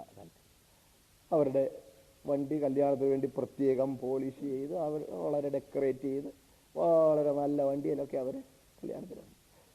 ഞാനാണെങ്കിൽ ഒരു ചെറിയ വേറൊരു ടൈപ്പാണ്. കോട്ടയത്തിൽ ചേർന്ന് കല്യാണത്തിന് പോകാനായിട്ട് കാറൊക്കെ ബുക്ക് ചെയ്തിരുന്നു. എല്ലാവരും കൂടെ കയറി കഴിഞ്ഞപ്പോഴത്തേന് ആദ്യം ഒരു ടൂറിസ്റ്റ് ബസ് ഉണ്ടായിരുന്ന അതേലധികം പേര് കയറിയില്ല. പിന്നെ കാറ് എല്ലാവരും കൂടെ കയറിപ്പോയി. ഞാൻ വന്നപ്പോൾ എനിക്ക് കയറാൻ പിന്നെ 2 നിറമുള്ളൊരു ടാക്സി. അതിനെന്താ, അന്ന് 2 നിറമുള്ള ടാക്സി ഉണ്ട്, early 80s. അപ്പോൾ 2 നിറമുള്ള ഒരു ടാക്സി വിളിച്ച് ഞാനങ്ങ് പോയി. അവിടെ ചെന്നു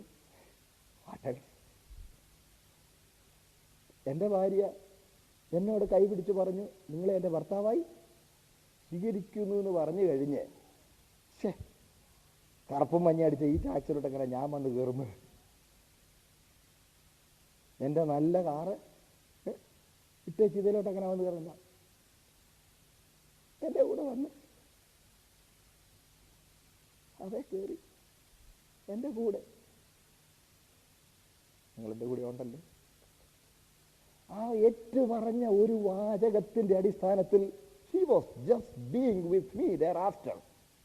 പരസ്പര സമ്മതത്തോടെ മാത്രമേ പിന്നെ വേർവിട്ടിരിക്കുന്നുള്ളൂ. സ്തോത്രം. ഇങ്ങനെയാണെങ്കിൽ അല്ല, ഒന്ന് ചിന്തിച്ച് നോക്കിയാൽ വന്നപ്പോൾ നിങ്ങളുടെ വീട് എൻ്റെ വീട് അവരുടെ വീടിൻ്റെ അത്രയും നല്ല വീടായിരിക്കില്ല, സൗകര്യങ്ങൾ അത്രയൊന്നും ഉണ്ടായിരിക്കില്ല. ശരി, നിങ്ങളെ എൻ്റെ ഭർത്താവൊക്കെ സ്വീകരിച്ചു, സന്തോഷം, വല്ലപ്പോഴും സൗകര്യം പോലൊക്കെ കാണാം, വരിക, ബായ്, എനിക്ക് എൻ്റെ വീട്ടിൽ ഇരുന്ന് ഞാൻ ഇരിക്കുന്നൊരു കസേരയുണ്ട്, ഡൈനിങ് ടേബിളിൽ. ആ കസേരയിലിരുന്ന് ഞാൻ കഴിക്കുന്നൊരു പ്ലേറ്റ് ഉണ്ട്. ആ പ്ലേറ്റിൽ ഭക്ഷണം കഴിച്ചെങ്കിലേ എനിക്ക് തൃപ്തിയാവുള്ളൂ. എനിക്കാണെങ്കിൽ കിടക്കമാറി കിടന്നാൽ ഉറക്കമേ വരി. I can't think of changing bathrooms. I can't think of changing many other things. Sorry. So, do one thing. You are welcome anytime. എന്ന് പറഞ്ഞിട്ട് അങ്ങ് പോവുകയാണെങ്കിൽ ഭർത്താവായി സ്വീകരിച്ചു എന്ന് പറഞ്ഞിട്ട് എന്നെ കളിയാക്കുകയല്ലേ? അല്ലേ അല്ലേ അല്ലേ അല്ലേ അല്ലേ അല്ലേ. തുടർന്ന് ഭർത്താവിൻ്റെ കൂടെ ജീവിക്കാനുള്ളൊരു സന്മനസ്സും സമർപ്പണവും ഇല്ലെങ്കിൽ പിന്നെ ഭർത്താവായി സ്വീകരിക്കുന്നു എന്ന് പറഞ്ഞത് ഭർത്താവിനെ കളിയാക്കുക. എല്ലാവരും എൻ്റെ കൂടെ ഉണ്ടോ? നിങ്ങൾ കർത്താവിനെ കർത്താവായി സ്വീകരിക്കുന്നു എന്ന് പറഞ്ഞേച്ചേ, കർത്താവിനെ കളിയാക്കുന്ന പരിപാടിയാണോ?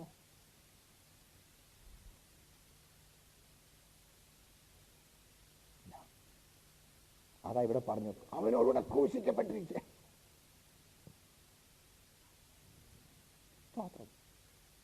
തിരുമേനി, എൻ്റെ പൊന്നു കർത്താവേ, അങ്ങന്ന് എനിക്ക് വേണ്ടി ക്രൂശിക്കപ്പെട്ടു, അങ്ങയോടുകൂടെ ഞാൻ അതേ സ്തോത്രം ഡിസൈനിലുള്ള ശരീരമാണ് നീ എനിക്ക് തന്നിരിക്കുന്നത്. എൻ്റെ കൂടെ ഉണ്ടല്ലോ. അതെ, അപ്പോൾ യേശു ക്രിസ്തുവിൻ്റെ ജഡത്തിലുള്ള വെളിപ്പാടും അനാദിയിലെ അവിടുന്ന് ജഡത്തിൽ വന്നപ്പോൾ, സമയം പോയോട് ഞാൻ നിർത്തുക. സ്തോത്രം. പിന്നെ പിതാവിന് കീഴ്പ്പെട്ട് ശുശ്രൂഷിക്കുന്നത് പോലെയാണ് കർത്താവ് ശുശ്രൂഷിച്ചത്. അതും അവൻ്റെ ദൈവത്വത്തെ ചോദ്യം ചെയ്യുന്നതിന് ചില ആളുകൾ എടുത്ത് കാണിക്കുന്ന ചില വാക്കുകളുണ്ട്. പ്രത്യേകിച്ച് നിങ്ങൾ ഈ ഒരു നാട്ടിലല്ലേ. സ്തോത്രം.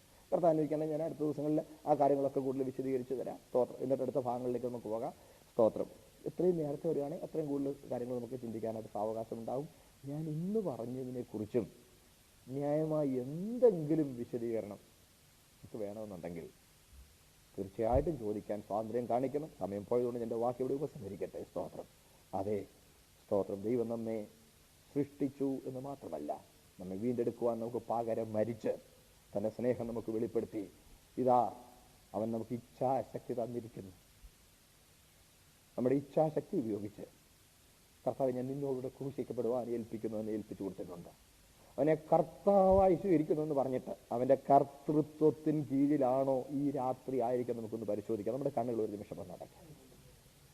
എൻ്റെ സഹോദരങ്ങളെ, ഒരു നിമിഷം നമ്മൾ ഇന്ന് രാത്രിയിലുള്ള നമ്മളുടെ അവസ്ഥ ഒന്ന് ചിന്തിച്ച് കർത്താവിനോടുള്ള ബന്ധം എന്താണെന്ന് ഒരു നിമിഷം ഒന്ന് ചിന്തിച്ചാട്ടെ.